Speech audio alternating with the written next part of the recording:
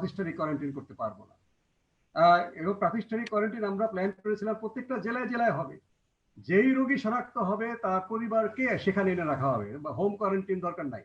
কিন্তু এই যে তাহলে বাজেটটা কোথায় খরচ করবে, কে খরচ করবে, দুর্নীতি হবে কিনা, এইগুলো কিন্তু হলো, এটা তো প্রকাশ্যে আলোচনা হয়নি। এবং কোয়ারেন্টাইন থেকে ছেড়ে দাও ইটালিয়ানদের সিদ্ধান্ত স্বাস্থ্য মন্ত্রণালয়ের না। আমি আগে আপনাদের বলেছি কিনা, এটা আরো উপর থেকে এসছে, কিন্তু জবাবদিহি করতে হয়েছে স্বাস্থ্যমন্ত্রীকে, স্বাস্থ্য মন্ত্রণালয়কে। আমি সাফাই গাইছি না, স্বাস্থ্য মন্ত্রণালয়, স্বাস্থ্য তো সব কাজ সুন্দরভাবে করেছেন, এখানে কোনো গাফিলতি নাই, কমপ্লাসেন্সি নাই, এটা এটা এটা ভাবার কোনো কারণ নাই। বলছি ঘাটতিটা আসছে কমান্ড, ইনসিডেন্ট কমান্ড কে? সংক্রমণ প্রতিরোধ আইন অনুযায়ী হচ্ছে ডিজি হেলথ। আবার সাইন্টিফিক্যালি যদি দেখেন ইনসিডেন্ট কমান্ডার হওয়ার কথা ডাইরেক্টর আইডিসিআর এর, ডাইরেক্টর আইডিসিআর ইনসিডেন্ট কমান্ডার হতে পারবেন না কেন? জয়েন্ট সেক্রেটারি, তার কথা কেন সারা বাংলাদেশের মানুষ শুনবে? আবার প্যান্ডেমিক প্রিপারেডনেস প্ল্যান অনুযায়ী কমিউনিটি ট্রান্সমিশন হলে ইনসিডেন্ট কমান্ডার হওয়ার কথা মাননীয় প্রধানমন্ত্রী, তিনি তো দায়িত্ব নেননি। যখন ইনফ্লুয়েঞ্জা মহামারী হয় 2009-এ সোয়াইন ফ্লু মহামারী, তখন কিন্তু রুহুল হক স্যার বলেছিলেন, তৎকালীন প্রধানমন্ত্রী ছিলেন, আজকে যিনি প্রধানমন্ত্রী, যে আপনি এখন ইনসিডেন্ট কমান্ডার, বলে যে কমান্ড আপনি করতে, আমি করতে পারবো না, আমার পক্ষ থেকে আপনি করবেন। স্বাস্থ্য মন্ত্রণালয় প্রধানমন্ত্রী দপ্তর থেকে ইনসিডেন্ট কমান্ড করেছে, স্বাস্থ্য মন্ত্রণালয় আমার বলেছে না, আমার পক্ষ থেকে আইডিসিআর এর ডিরেক্টর মাহমুদ হবে এটার কমান্ডার। তখন হয়তো অত মৃত্যুর সংখ্যা ছিল না এবং সেই ক্রাইসিস জায়গায় যায়নি সেটা। এবং আগে থেকে পরিকল্পনা, ইনফ্লুয়েঞ্জার জন্য 2007 সাল থেকে পরিকল্পনা হয়ে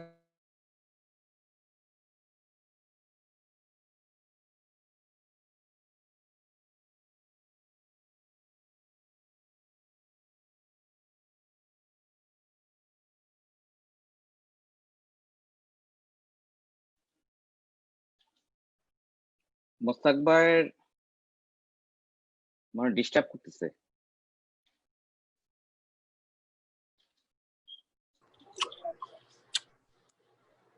সম্ভবত ইন্টারনেট ডিসকানেক্ট নাকি।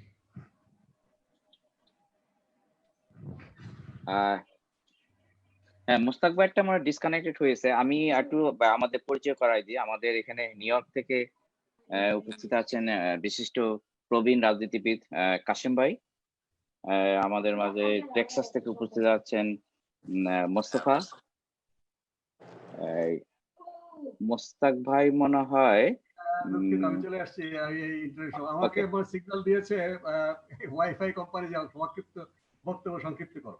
আমি যেটা বলতে চাচ্ছি যে ইনসিডেন্ট কমান্ডার এটা কিন্তু একটা বড় উপাদান প্যান্ডেমিক কন্ট্রোল করবার জন্য। দেখুন সেক্ষেত্রে ডিজি হেলথ দায়িত্ব নিলেন মে মাস থেকে। ডিজি হেলথ কমান্ডার কিন্তু স্বাস্থ্য সচিব রুলস অফ বিজনেস অনুযায়ী তিনি হচ্ছে তার উপরস্থ কর্মকর্তা। আবার ক্যাবিনেট সচিব বলেছে যে স্বাস্থ্য সচিবের কথায় তো ইয়ে হবে না, এই আপনার কন্টেনমেন্ট জোন এলাকা এটা ডেপুটি কমিশনাররা এটা করবে।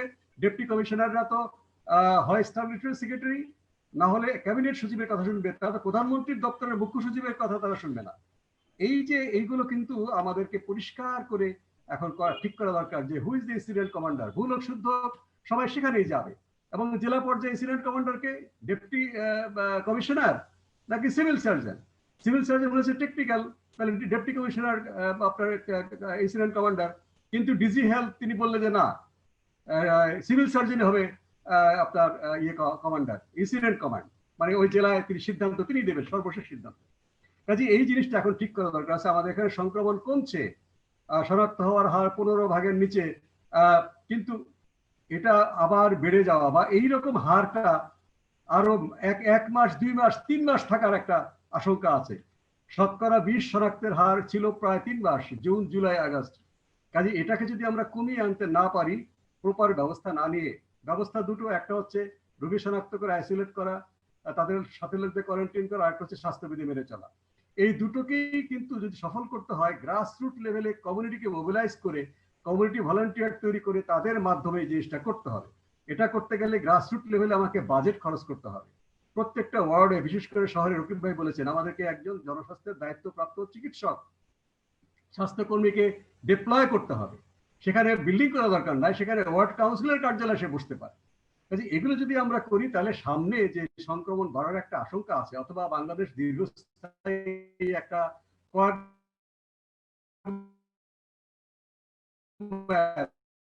মানে বিপদ সীমার উপরে বন্যার পানি যদি আপনার না নামে, সেভাবে একটা বদ্ধ জলাশয়ে যেভাবে আমাদের স্বাস্থ্য সমস্যা হয়, সেরকম একটা দীর্ঘস্থায়ী অচল অবস্থা যদি না যেতে চাই, তাহলে আমাদের এইগুলো সমাধান করতে হবে। ইনসিডেন্ট কমান্ড সিস্টেম ঠিক করতে হবে, আমাদের স্বাস্থ্য খাতে গ্রাসরুট লেভেলে কমিউনিটি মোবিলাইজ করবার জন্য, এবং সেই community quarantine centre, community isolation centre, তাদের খাওয়াবার টাকা জোগাড় করতে হবে, এবং সবাইকে টেস্ট করবার জন্য অ্যান্টিজেন টেস্ট যেটা স্বীকৃত হয়েছে সেটাকে চালু করতে হবে, এবং এর বাইরে যদি কেউ থাকে তাহলে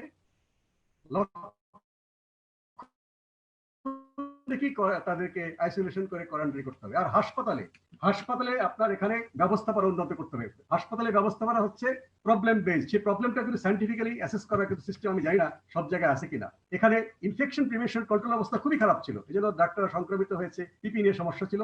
সেই ইনফেকশন প্রিভেনশন কন্ট্রোলের সার্বক্ষণিক ব্যবস্থা থাকতে হবে, সবসময় ব্যবস্থা থাকতে হবে, সেগুলোর প্রোটোকল আছে। আপনারা যারা মার্কিন যুক্তরাষ্ট্রে আছেন বা অন্য জায়গায় আছেন তারা আমার সাথে অনেক ভালো জানেন। সেটা ইয়ে করা এবং ডেটাবেস মূল্যায়ন করতে হবে। এই ডেটা সংগ্রহ করে ডেটা অ্যানালাইসিস করা এই ক্লিনিশিয়ানরা হাসপাতালে একেবারেই অবহেলা করে। ডেটা ফেটা আমাদের লাগবে না, আমরা গবেষণা করা দরকার না, আমরা রোগীর চিকিৎসা দেবো। কিন্তু ডেটা না হলে আপনি কিভাবে মূল্যায়ন করবেন যে কত অবস্থা, কতজন রোগী আসছে, কতজন রোগী মারা যাচ্ছে, কতজন রোগী ভালো হয়ে উঠছে, কোন ইন্টারভেনশনে কাজ করছে, কতজন রোগী ভর্তি হতে পারলো না, কতজন ফেরত গেছে, সেইভাবে কিন্তু আপনার ম্যানেজমেন্টটা আসতে হবে। কিছুটা যে নাই তা নিশ্চয়ই আছে, বড় বড় হাসপাতালে ডেপুটি ডাইরেক্টর, অ্যাসিস্ট্যান্ট ডিরেক্টর দুই একজন আপনার এই ডেটার জন্য নিয়োগ করা হয়েছে বারবার বলার পরেও এভাবে। এবং হাসপাতাল উত্তর, কোভিড পরবর্তী অবস্থায় যারা কোভিডে আক্রান্ত হয়েছেন তাদের নানা কমপ্লিকেশন দেখা যাচ্ছে। ঢাকা শহরে মাত্র 2টো হাসপাতালে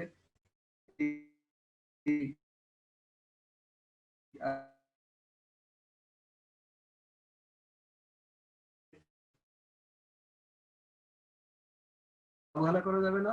এবং আরেকটি কথা বলে আমি শেষ করব যে নন কোভিড রোগী যারা আছেন তারা হাসপাতালে আসছেন না তার মানে এই না তাদের রোগ বালাই কমে গেছে বা তারা খামাখাই হাসপাতালে আসছেন, তারা কিন্তু সংক্রমিত হওয়ার ভয়ে হাসপাতালে আসছেন না। এবং আমরা তাদেরকে এনকারেজ করেছি যে টেলিমেডিসিন সেবা নিন, আপনারা হাসপাতালে আসে সংক্রমিত হবেন, এবং ডাক্তাররাও সপ্তাহে যে ফুল ওয়ার্কিং আওয়ার তারা করছেন, তারা পালাক্রমে ডিউটি করছেন, সংক্রমিত যেন না হন, বা একজন সংক্রমিত হলে যেন আরেকজন টেক আপ করতে পারে। কাজে নন কোভিড রোগীদেরকে আরো কিভাবে সিস্টেমেটিক্যালি সেবা দেওয়া যায়, অনেক সার্ভিস চালু হয়েছে, ইভেন প্রাইভেট ক্লিনিকেও প্রাইভেট হাসপাতালেও সেবা দেওয়া শুরু হয়েছে। সেটাকে আরো গুছিয়ে কিভাবে কাজটা করা যায় যেন আমাদের বড় ধরনের সংকট, আমি তো দেখছি যে পুনরায় বাংলাদেশে সংক্রমণ বেড়ে যাওয়া এবং কোনো এক জায়গায় হঠাৎ করে সংক্রমণটা নিউ ইয়র্কের মতো হঠাৎ করে বিস্ফোরিত হওয়ার পুরোপুরি আশঙ্কা বিদ্যমান, 100 ভাগ আশঙ্কা আছে। সেই রকম পরিস্থিতি হলে আমরা কিভাবে সামাল দেব? Pre hospital, hospital, clinical, pre clinical, public health সব প্রস্তুতি কিন্তু আমাদের এখন যেটা ঘাটতি আছে সেগুলো পূরণ করা দরকার। এ যদি মনে করি যে এটা পার হয়ে গেছে, টিকা আসবে, টিকা সফল হওয়ার জন্য আমাদের অনেক পথ পাড়ি দিতে হবে। টিকা যদি আসেও বাংলাদেশে আমরা কখন সেই টিকাটা কার্যকরী করতে পারবো? সবাইকে দেওয়ার আগে তো আমরা যদি আমাদের এখানে ক্লিনিক্যাল ট্রায়াল যেটা হবে না, তার বাইরের টিকা তো অবশ্যই ক্লিনিক্যাল ট্রায়াল করে দিতে হবে, নাহলে বিপদে পড়বো আমরা। আমাদের অন্তত পক্ষে আগামী বছরের শেষ নাগাদ পর্যন্ত টিকার জন্য অপেক্ষা করতে হবে, তাহলে এর মধ্যে কি মানুষ মারা যাবে, সংক্রমণ হতেই থাকবে। কাজে এইগুলো আমাদেরকে জরুরি ভিত্তিতে করা দরকার। আপনারা প্রবাসে আছেন তারা এই বিষয়ে আপনাদের বক্তব্য আপনারা দিচ্ছেন, আপনাদের বন্ধু বান্ধব, আপনাদের সহকর্মীরা বাংলাদেশে আছে, আপনারা ঘনিষ্ঠভাবে জড়িত। এই সমস্যাগুলো চিহ্নিত করে মোটা দাগে কতগুলো বিষয়ে আমাদের সর্বাত্মক ক্যাম্পেইনে যাওয়া দরকার। তাহলে যদি স্টেক হোল্ডার হিসেবে আমরা চাপ সৃষ্টি করতে পারি, আমি সরকারকে, সরকারি প্রতিষ্ঠানের সাথে আছি কনসালটেন্ট হিসাবে, কিন্তু এই কনসালটেন্সি তো আমার কথা শুনতে বাধ্য না তারা, এমনকি পরামর্শক কমিটি যারা হাইয়েস্ট এক্সপার্ট বডি তাদের অনেক কথা কিন্তু উপেক্ষা করা হচ্ছে। স্বাস্থ্য মন্ত্রণালয় যদিও শোনে, এর বাইরে গিয়ে এটা হারিয়ে যায়, বলে ওদের কথা শুনলে আমাদের ইকোনমি চলবে না, মানুষ করোনায় তো না খেয়ে মারা যাবে বেশি।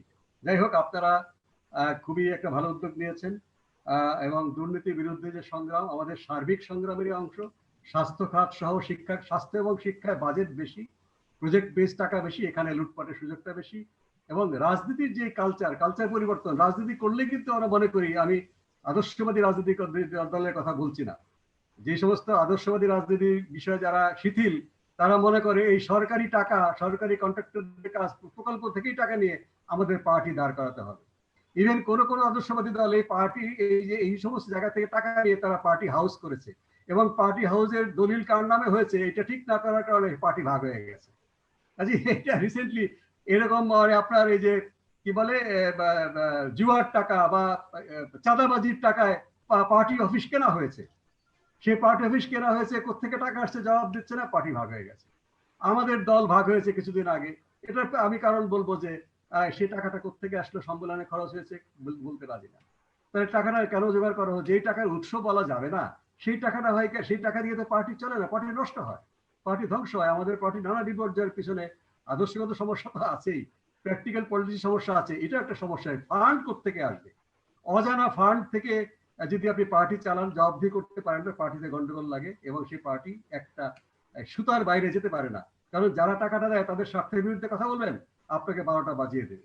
কাজে এই যে এই দুর্নীতি কমাবার একটা অন্যতম বড় যদি আমি রাজনৈতিক কালচার পরিবর্তন করি, টাকাটা কোত্থেকে আসবে? চুরির টাকা থেকে না। কথায় কথায় আমরা কি মার্শাল চুতের উদাহরণ দেই, সে ডাকাতি করে চীনে বিপ্লবের টাকা জুগিয়েছে। ভাই বিপ্লব করেন না, তখন আপনি ডাকাতি করে ব্যাংক ডাকাতি করার কোনো অসুবিধা নেই। বিপ্লব তো সারা বছর হয় না, বিপ্লব তো যুগে যুগে একবার হয়, বাকি সময়টা তো আপনাকে নর্মালি প্রকাশ্য জায়গা থেকে চাঁদা সংগ্রহ করে করতে হয়। নিশ্চয়ই প্রকল্পের টাকা নষ্ট করবেন না, সরকারি টাকা নষ্ট করবেন না। মন্ত্রী হলে বলা হয় তোমার জেলায় আমি আর খরচ দিতে পারবো না, তোমার জেলার আগামী ইলেকশনের খরচ তুমি চালাবা। মন্ত্রী চোর হয়ে যাচ্ছে, নিজের টাকা খরচ করতে বা জেলার ইলেকশনের টাকা খরচ সঙ্গে নিজের পকেটে ভরা হচ্ছে। যাই হোক, অনেক কথা বলে ফেলতেছি। আপনাদের উদ্যোগকে আমি স্বাগত জানিয়ে আগামী দিনে আবারও দেখা হবে। আপনাদের উদ্যোগ সফল কামনা করে আমি এখানে শেষ করছি। ধন্যবাদ। ধন্যবাদ ডক্টর মোস্তাক হোসেন। স্বাস্থ্য খাতে স্বচ্ছতা জনগণের অধিকার, এই আলোচনার আজকে আমাদের শেষ আলোচক প্রফেসর ডক্টর রশিদি মাহবুব, সাবেক সভাপতি বাংলাদেশ মেডিকেল অ্যাসোসিয়েশন। স্যার দীর্ঘক্ষণ অপেক্ষা করতেছেন, স্যার অসুস্থ, তারপরে আজকে আমাদের মাঝে উপস্থিত আছেন, স্যারকে ধন্যবাদ জানাচ্ছি এবং সেই সাথে স্যারের কাছে ক্ষমা প্রার্থনা করছি, স্যার অসুস্থ হয়ে দীর্ঘক্ষণ আমাদের সাথে আছেন। আমি স্যারের আলোচনার পরে যারা বিশিষ্ট চিকিৎসক উপস্থিত আছেন তা আপনারা আলোচনা করতে পারবেন। আমি সবাইকে সুযোগ দিব, আপনারা 2-3 মিনিট করে আপনি একটু আলোচনা করবেন। আমি স্যারকে বলার আগে আমি জাস্ট একটু পরিচয় করা দিচ্ছি। ইউকে থেকে আছেন মিস্টার আবেদ আলী, নিউ ইয়র্ক থেকে মোহাম্মদ হারুন এবং আমাদের কাজী টুলু ভাই। আমি ওনাদেরকে ধন্যবাদ জানাচ্ছি। এখন আমি আলোচনা অংশগ্রহণ করার জন্য প্রফেসর রশিদি মাহবুব স্যারকে, সরি নিউজিল্যান্ড থেকে ধন্যবাদ। অ্যাকচুয়ালি আমি মানুষের সাথে একটু আগে মানুষের মানে পেপারটা সম্বন্ধে 2-4টা কথা বলে তারপরে যাচ্ছি। আর এই পেপারটা আমার মনে হয় আজ পর্যন্ত আপনাদের যত সমস্ত হয়েছে এই ধরনের, that is the best possible paper he has presented. কিন্তু তাতে আবার 2-একটা ঘাটতিও আছে আমি বলবো। যেমন ইউএনওর একজন রিপোর্টিয়ার আছে স্বাস্থ্য সম্বন্ধে, যার কাছে প্রত্যেকটা রাষ্ট্র রিপোর্ট দিতে বাধ্য, কিন্তু বাংলাদেশ থেকে আজ পর্যন্ত রিপোর্টিয়ারকে স্বাস্থ্য সম্বন্ধে কোনো রিপোর্ট দেয়নি। হেলথ রাইটস এর ব্যাপারগুলো যখন আসছে, যেটা আমাদের রফিক বলল, আইনের একটা ব্যাপার আছে, কিন্তু দেখা গেছে আইন 2টা দেশে হয়েছিল। একটা হয়েছে উগান্ডাতে হেলথ রাইটস নিয়ে, পার্লামেন্টে একটা হয়েছিল, আর একটা হচ্ছিল সাউথ আফ্রিকাতে। কিন্তু কোশ্চেনটা হলো from where the money will come. কারণ আইন হলে তারা কোর্টে গেছে, কিন্তু কোর্টও এটার কোনো সমাধান দিতে পারে নাই। আলটিমেটলি যে জায়গাটায় দাঁড়াচ্ছে, হেলথ রাইটস এর ব্যাপারটা হচ্ছে প্রোগ্রেসিভ রিয়েলাইজেশন, সমাজতান্ত্রিক না, ক্যাপিটালিস্ট সোসাইটির বক্তব্য অনুসারে। আর রাইটস এর ব্যাপারে 3টা জিনিস তারা স্পষ্টকরণ করে দিয়েছিল: অ্যাক্সেসেবল, অ্যাফোর্ডেবল অ্যান্ড কোয়ালিটেটিভ। এই 3টা জিনিসকে হেলথের রাইটস হিসাবে প্রত্যেকটা নাগরিকের প্রাপ্য।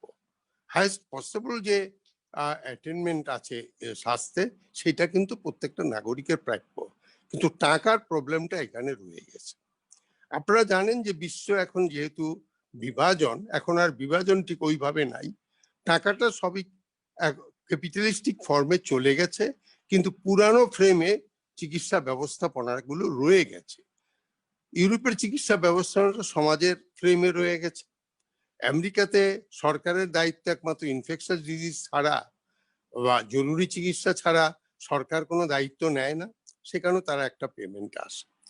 তৃতীয় বিশ্বের মধ্যে যেটা হচ্ছে যে এখানে মূলত আমি বলবো ডোনার্স ড্রাইভেন স্বাস্থ্য ব্যবস্থাপনা চলে। তারা জানে যে হেলথ সেক্টরটাকে কোন প্যারামিটার দিয়ে সেটাকে ইন্ডিকেটর গুলোকে ব্যবহার করে তারা এদেশের চিকিৎসা স্বাস্থ্য ব্যবস্থাপনা ভালো। এবং বাংলাদেশ কিন্তু স্বাস্থ্যের যে জায়গাটাতে আছে তাতে বাংলাদেশের অ্যাচিভমেন্ট কিন্তু খারাপ না, কিন্তু আমরা যে জায়গাটায় এসে বিপদে পড়ে যাই সেটা হচ্ছে তার চিকিৎসাটাকে নিয়ে। বাংলাদেশের যে চিকিৎসাটা জনপ্রত্যাশা আর সরকারের দেওয়ার সক্ষমতা, সরকারের বাজেট, দুর্বৃত্তায়ন এবং মাঝে মাঝে ডোনারদের যে হস্তক্ষেপ এটাকে বিপর্যস্ত করে দেয়। কারণ বাংলাদেশের স্বাস্থ্য নিয়ে বাংলাদেশ সরকারগুলো বা পলিটিশিয়ান যারা আসে তারা এগুলো তাদের ইয়েতে বেশি থাকে না, এজেন্ডাতে থাকে না। সুতরাং সেই জন্য গ্রামীণ পর্যায়ে কমিউনিটি ক্লিনিক খোলা আর আপনার সেটাকে যদি কোয়াকারি চিকিৎসা আমাকে বলতে বলেন আমি অস্বীকার করব না, ওটাকে দিয়ে আমরা আত্মতৃপ্তি পাইতে থাকি। তো এখন প্রশ্নটা হলো যেখান থেকে আমাদের উত্তরণের উপায়টা কি? আপনারা এখানে অনেক কথা বলেছেন, আমি গত 60 বছর ধরে এগুলো শুনতেছি, কিন্তু উত্তরণটা কিন্তু হয়নি। বরঞ্চ আমরা যতদিন যাচ্ছে টেকনোলজি আসছে, টেকনোলজির ফ্রেমে দরিদ্র মানুষের যে অর্থনৈতিক সমস্যা সেটা কিন্তু বাড়ে চিকিৎসাতে। এখন এই যে আউট অফ পকেট যে খরচ হয় তাতে সে দরিদ্রের সীমায় চলে যায়। এখন আমি কিন্তু পরবর্তী আপনাদের কাছ থেকে বা উন্নত বিশ্বের ফ্রেম আমি জানতে চাবো যে how to solve this problem with this resource. আপনারা কিউবার কথা বলেন, কিন্তু কিউবার এরাও 200-250 পাউন্ড ডলার পার পার্সন খরচ করে, আর আপনার এখানে কি খরচ হয় সেটা আপনারা জানেন। তা আমি মনে করি যে ভবিষ্যতে আপনারা যে পথের কথাটা বলছেন, শিক্ষা, মানসিকতা, আকাঙ্ক্ষা, জবাবদিহিতা, এগুলি সবই থাকবে, but from where to start. এখানে রকিবুল বলেছে বা অন্যান্যরা যেটা বলেছে, আমাদের চিকিৎসা ব্যবস্থাপনাটা বা স্বাস্থ্য ব্যবস্থাপনাটা মডেলটা এত পুরাতন যে এটা দিয়ে জনপ্রত্যাশা সম্ভব নয়। তাইলে প্রশ্ন দরকার যে এটাকে রিমডেলিং করা, নতুন ভাবে এটাকে মডেল করে কিভাবে জনপ্রত্যাশা, জনগণের পার্টিসিপেশনটা কিভাবে হবে সেগুলোকে অ্যাকোমোডেট করে, ফাইন্যান্সিয়াল অ্যাকোমোডেশন করে এগুলো তদারকি কিভাবে হবে। এখানে একটা কথা আসছে, স্বাস্থ্য কি ক্যাডার সার্ভিসের ব্যাপার হবে কি হবে না, চিকিৎসাটা। হ্যাঁ, পাবলিক হেলথটা সরকারের হতে পারে, কিন্তু চিকিৎসাটা কোনো উন্নত বিশ্বেই কিন্তু আপনার কি বলে ক্যাডার সার্ভিস বিন্যাসে নয়। কারণ এক এক জায়গায় এক এক রকমের চাহিদা থাকে। যেমন বাংলাদেশের যে উপজেলাগুলো আছে তার সবার স্ট্রাকচার এক, সরকার করে দিয়েছে, কিন্তু তার চাহিদা কিন্তু সব জায়গায় এক না। এগুলো নিয়ে আমার মনে হয় পরবর্তীকালে যারা আপনার বাইরে আছেন তারা যদি এখানে আপনার কিছু হেল্প করেন তাইলে এটা হয়তো একটা ভালো ব্যবস্থাপনা দাঁড়াতে পারে। পাবলিক প্রাইভেট পার্টনারশিপ আর হচ্ছে ফিলান্থ্রপিস্ট অ্যাপ্রোচ দুটো কিন্তু এক না। পাবলিক প্রাইভেট পার্টনারশিপটাতেও কিন্তু লাভের ব্যাপারটা থাকে, কিন্তু ফিলান্থ্রপিস্ট অ্যাপ্রোচে যদি করা যায়, পৃথিবীর অনেক দেশে আছে এখনো ধরেন ক্রিশ্চিয়ানের বা যারা, তারা কিন্তু ওইভাবেই করে। আপনি যদি ভ্যালোরে দেখেন, ভ্যালোরটা কিন্তু পাবলিক প্রাইভেট পার্টনারশিপের মধ্যে কিন্তু ফিলান্থ্রপিস্ট অ্যাপ্রোচ। এখন লাস্ট নট দ্য লিস্ট, চিকিৎসাটা কি ব্যবসা হবে কি হবে না। নিউ লিবারালিজম যেটা হয়েছে সেটা তো চিকিৎসা থেকে ব্যবসা করে দিয়েছে। সুতরাং পলিটিক্যাল একটা উপাদানও এর সাথে ইকোনমিক উপাদানও রয়ে গেছে। আমরা কোন দিকে যাব? কারণ এখানে কনফ্লিক্ট অফ ইন্টারেস্ট গুলো এত বেশি যে জনগণকে যদি সচেতন না করেন, পলিটিশিয়ানদের মধ্যে যদি এই জায়গাটা না যায়, আপনার আমি পারবো না। কারণ সেই জন্য আমাদের ধারণা হবে ভবিষ্যতে যারা জনপ্রতিনিধি হবে, they must have a commitment with their voters যে আমরা তোমাদের স্বাস্থ্যটাকে এইভাবে দেখতে চাই, এবং জনগণকে সেখানে চাপ দেওয়া উচিত। That is more a political than the doctors problem. সুতরাং জিয়া বলেছিল যে public private partnership, that is a good approach, অনেক জায়গায় ভালো ফাংশনিং করে, কিন্তু ওইটা একটা সিস্টেমের ফ্রেমে করে। কিন্তু আমাদের জন্য কোনটা আদর্শের হবে সেটা কিন্তু আমি জানি না। আমার মনে হচ্ছে যে এই জায়গাটাতে আমি আমি sorry to say I am still vacant, which one will better. এটা যদি আপনারা ভবিষ্যতে বের করতে পারেন, জনগণের প্রত্যাশা অনুসারে চিকিৎসাটাকে দিতে পারেন, তাইলে হয়তো এদেশের চিকিৎসকদের মান সম্মান বাড়বে। বর্তমানে যেটা ঘটে সেটা হচ্ছে পলিটিশিয়ানরা চিকিৎসকদের স্কেপ গোট করে, ব্লেম গেম করে, ধরে দেয় যে চিকিৎসার দায়িত্ব তো ওই বেটার। পর্দা কেনা, বাথরুম পরিষ্কার করা, ঔষধ না থাকা, এক্সরে মেশিন না চলা, ইলেকট্রিসিটি না পাওয়া, সবটাই ডাক্তারকে জবাবদিহি করতে হয়। সুতরাং আমার মনে হয় যে আজকে রাত্র অনেক হয়ে গেছে, আপনারা তর্ক বিতর্ক করেন, ভবিষ্যতে পার্টিকুলার ফোরামগুলো ধরে যে মেডিকেল এডুকেশনে কি হবে, নার্সিং এডুকেশন কি হবে, এইগুলো যদি ধরে কাজটা করেন, তাহলে হয়তো আমরা একটা বেটার পাবো, যেটা দিয়ে হয়তো জনগণের কাছে যদি মেসেজটা দেওয়া যায় under the guidance of the political will, তাইলে হয়তো বেটার প্রত্যাশা করা যায়। আপনাদের সবাইকে ধন্যবাদ। ধন্যবাদ প্রফেসর রশিদ মাহবুব স্যারকে। আমি আপনাদের সাথে পরিচয় করে দিচ্ছি, টেক্সাস থেকে মাসুদ, আমাদের নিউ ইয়র্ক থেকে উপস্থিত আছেন আমাদের মোজাম্মেল হক, উনি উপস্থিত আছেন, তাহমিনা শাহিন উপস্থিত আছেন। আপনাদেরকে সবাইকে ধন্যবাদ জানাচ্ছি। এখন আমি প্রথমেই ডাক্তার যারা উপস্থিত আছেন তাদেরকে অনুরোধ করব আলোচনায় এটা অংশগ্রহণ করার জন্য। আপনারা 2-3 মিনিট সময় নেবেন, অনেকে উপস্থিত আছেন এই জন্য। আমি প্রথমে ডাক্তার সামাদকে বলছি, অনুরোধ করছি আলোচনা অংশগ্রহণ করার। ধন্যবাদ আমাকে সুযোগ দেওয়ার জন্য। তো মানুষের যে উপস্থাপনা, তার উপর আলোচনার মতো জ্ঞান বুদ্ধি আমার নেই। আমি এখানে মেডিকেয়ারের, এখানে ডাক্তারি করি না, অনেক বছর ধরে যদিও আছি, আমি একটা মেডিকেয়ারের কন্ট্রাক্টর আন্ডারে ছোট্ট একটা চাকরি করি। এখানে নানা বিষয় উঠে এসেছে যেটা নিশ্চয়ই অনুধাবন করার বিষয়। আমাদের দেশে এখন বলা হচ্ছে যে কোভিডের আক্রমণের হার 16% নেমে আসছে, 20-30% পর্যন্ত ছিল। এখানে একটা শুভঙ্করের ফাঁকি আছে। প্রথমত কথা হচ্ছে আমাদের কোভিড টেস্ট হচ্ছে, যেমন আসামে হচ্ছে 3 কোটি লোকের রাজ্য আসামে দিনে টেস্ট হচ্ছে 60,000, আমাদের সেটা 23,000 থেকে নেমে আসছে 10-12 হাজারে। এবং এই 10-12 হাজারের মধ্যে অর্ধেকেরও বেশি লোক এরা হচ্ছে ট্রাভেলার্স, যারা শুধু স্ক্রিনিং এর জন্য যাচ্ছে, এবং সেই কারণে এটা 16% নেমে আসছে। আসল হিসাব কিন্তু তার ডাবল, 32%-এর মতো। এটা একটা ব্যাপার। তারপরে এখানে যেমন আমাদের স্বাস্থ্য ব্যবস্থা, যে ভাই বলেছেন, আমাদের আমাদের ট্রেনিং, ডাক্তারদের ট্রেনিং, রোগীদের সাথে আমাদের ডিলিংস এর ব্যাপার, আমাদের সেই ট্রেনিং, প্রপার ট্রেনিং হয় না। এটা বাস্তবিকই। আমি যখন ইন্টার্নশিপ করি তখন আমি দেখেছি রোগীদের সাথে আমাদের ডিলিংটা খুবই খারাপ। আমরা তাদের সাথে, তাদের আত্মীয় স্বজনদের সাথে দুর্ব্যবহার করি, এবং তার কারণে অনেক ক্ষেত্রে ডাক্তাররা আক্রমণের শিকার হন, তার আত্মীয় স্বজনদের দ্বারা আক্রান্ত হন। অনেকে এই কয়েকদিন আগে একজন ডাক্তার মৃত্যুবরণও করেছেন। তারপরে আমাদের মাঝে ডাক্তারদের মধ্যে দুর্নীতি আছে, আমরা সবাই জানি। ঢাকা শহরে প্যাথোলজিক্যাল ল্যাবরেটরিগুলোর থেকে ডাক্তাররা কমিশন খেয়ে থাকেন।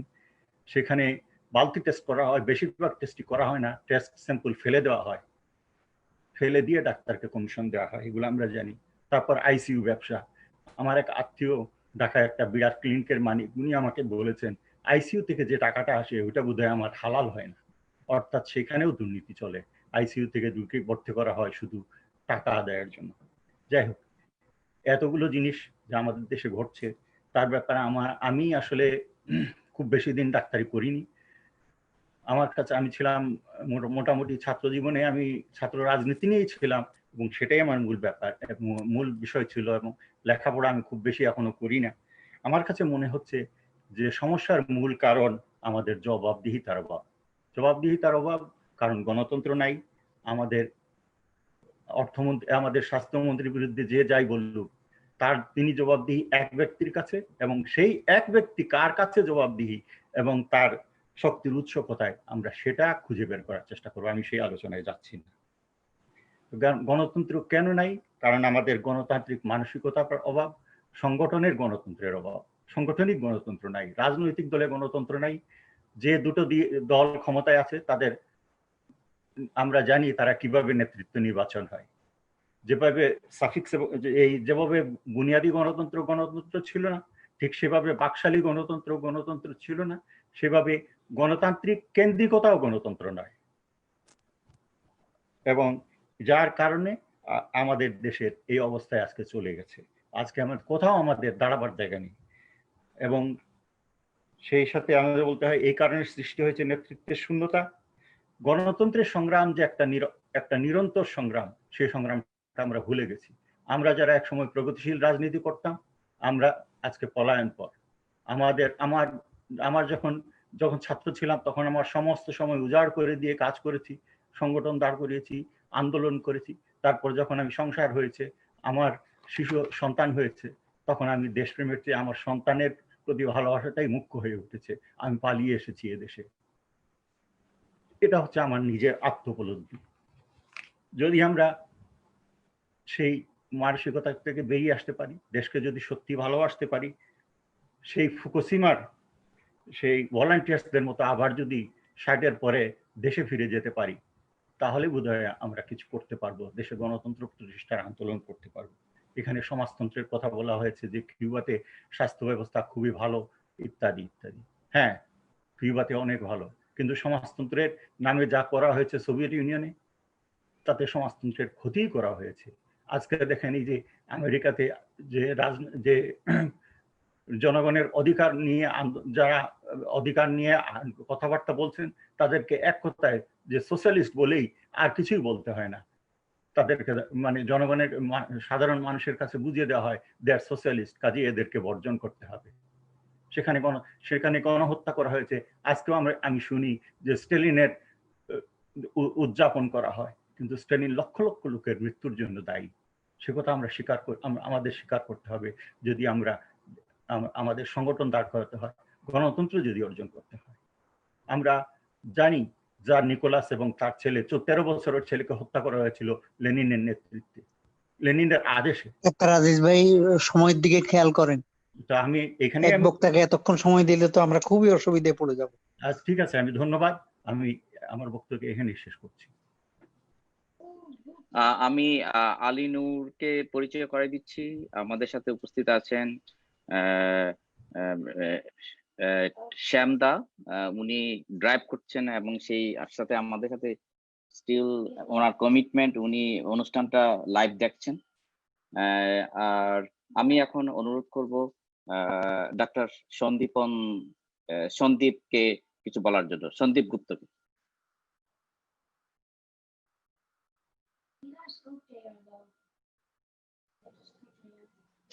ধন্যবাদ উপস্থাপক এবং মাননীয় সভাপতি আজকের এই সুন্দর আলোচনা আয়োজন করার জন্য। একটা জিনিস যেটা বলতে চাই আমি, বাংলাদেশের যে আজকের এই দুর্নীতি এবং সরকার ও জনগণের মধ্যে যে দূরত্ব, সেটার জন্য আমাদের সমস্ত ব্যবস্থাটাই দায়ী। আমি যেটা ডক্টর মানস দা সুন্দর প্রেজেন্টেশন দিলেন, তার মধ্যে আসলে আমাদের অনেক কিছু শিক্ষণীয় আছে। আমরা মনে হয় পরবর্তীতে যদি ছোট ছোট করে আমরা আরেকটু ছোট ছোট পরিসরে আমরা আলোচনা করি, তাহলে মনে হয় আমাদের অনেক কিছু নিয়ে ভবিষ্যতে কাজ করতে পারবো। আমার মনে হয় বাংলাদেশের বর্তমান পরিস্থিতি, তার মূলে আমাদের যে সরকারকে শুধু দায়ী করবো সেটা না, আমাদের জনগণকে আর একটু সচেতন হইতে হবে, সুশিক্ষিত হইতে হবে। শুধু শিক্ষিত হইলে হবে না, সুশিক্ষিত হইতে হবে। সেই ক্ষেত্রেই আমাদের মানে কাজ করা উচিত। আমাদের গত মানে সমাজ ব্যবস্থার পুরা বিশ্বে যে আমাদের সমাজতন্ত্রের পতন বা নতুন সিস্টেম আসার কারণে গণতন্ত্রের যে দুর্নীতি, সব মিলিয়ে আমাদের অবস্থানটা এখন অনেক পিছিয়ে গেছে। তো আমাদের সংগঠনকে যদি দাঁড়ানো করানো যায়, সেই ক্ষেত্রে আমাদের অনেক কাজ করতে হবে এবং সেই কাজের পিছনে আমাদের সুশিক্ষা নেওয়াটা খুবই জরুরি। ডক্টর জিয়াউদ্দিন ভাই যেটা বললেন, পেশেন্ট ফিজিশিয়ান রিলেশনস, এটা খুবই দরকার আমাদের চিকিৎসা ব্যবস্থায়। আমার মনে হয় সেই ব্যাপারে অনেক কাজ করা যায়। যদিও আমরা অনেক বাংলাদেশ এখন অনেক উন্নত বলে মনে করে সরকার এবং সরকারি দলীয় ব্যবস্থা, কিন্তু আমার মনে হয় না সেই ক্ষেত্রে তারা কোনো মানে ভালো কাজ করে। আমার মনে হয় যে এই ব্যাপারে আমরা যদি মানে পরবর্তী পর্যালোচনা আমরা আরো আলোচনায় বসি, আমার মনে হয় সেই ক্ষেত্রে আমরা আরো দীর্ঘ মানে এডুকেশনাল কিছু পেতে পারি। আমি সবাইকে ধন্যবাদ জানাচ্ছি আমাকে কিছু বলার সুযোগ দেওয়ার জন্য। Thank you. আমি এখন ডাক্তার এনামুল চৌধুরীকে কিছু বলার জন্য অনুরোধ করছি।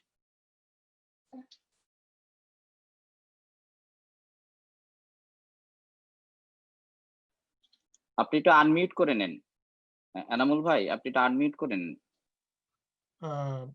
Thank you. ডক্টর মানস খুব চমৎকার একটা আর্টিকেল প্রেজেন্টেশন করেছে, অনেক কিছু এটার মধ্যে কভার হয়েছে। আমার কাছে মনে হয় যে আমরা সবাই এই সমস্যাগুলোর সাথে অল্প বিস্তর জড়িত।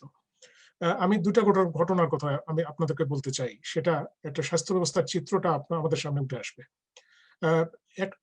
দুইটা ঘটনাই আমার শোনা। প্রথম ঘটনাটা শুনেছিলাম এখানেই উপস্থিত একজনের কাছ থেকে, আমি তার নাম বলতে চাচ্ছি না, এখানে উপস্থিত পিজি হাসপাতালের, দ্যাট ইজ এখন বঙ্গবন্ধু পিজি হাসপাতালের এক ডিপার্টমেন্টের চেয়ারম্যান, তাকে বলা হয়েছে 200 কোটি টাকা মূল্যের একটা ইনস্ট্রুমেন্ট কেনার জন্য কিনতে হবে, মন্ত্রণালয় থেকে বলা হয়েছে। সে বলছে যে এটা আমি কি করবো এখানে, আমার ডিপার্টমেন্ট এটা তো কোনো তো দরকারই নাই। তখন সচিব মহোদয় তাকে বলছেন পরবর্তীতে যে যদি রুগীটা মারা যায়, এখানে তো ওই হসপিটালে তো এরকম একটা রুগী মারা গেছে। আর্গুমেন্ট মানে একটু আগেই বলছে মুশতাক সাহেব বলছিলেন যে কথাটা, যে কেনা মানেই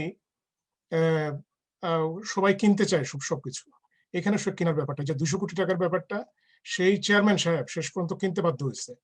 আর রশিদি মাহবুব স্যার বলছেন যে স্কেপগোটের কথা। অ্যাকচুয়ালি দেখেন, এই জিনিসটা কেনা হয়েছে, দোষটা কিন্তু যাবে সেই চেয়ারম্যানের উপরে। এই সেক্রেটারি যে এইটার পিছনে সবকিছু জড়িত, তার কিছু কিন্তু যাবে না। 2 নম্বর ঘটনাটা,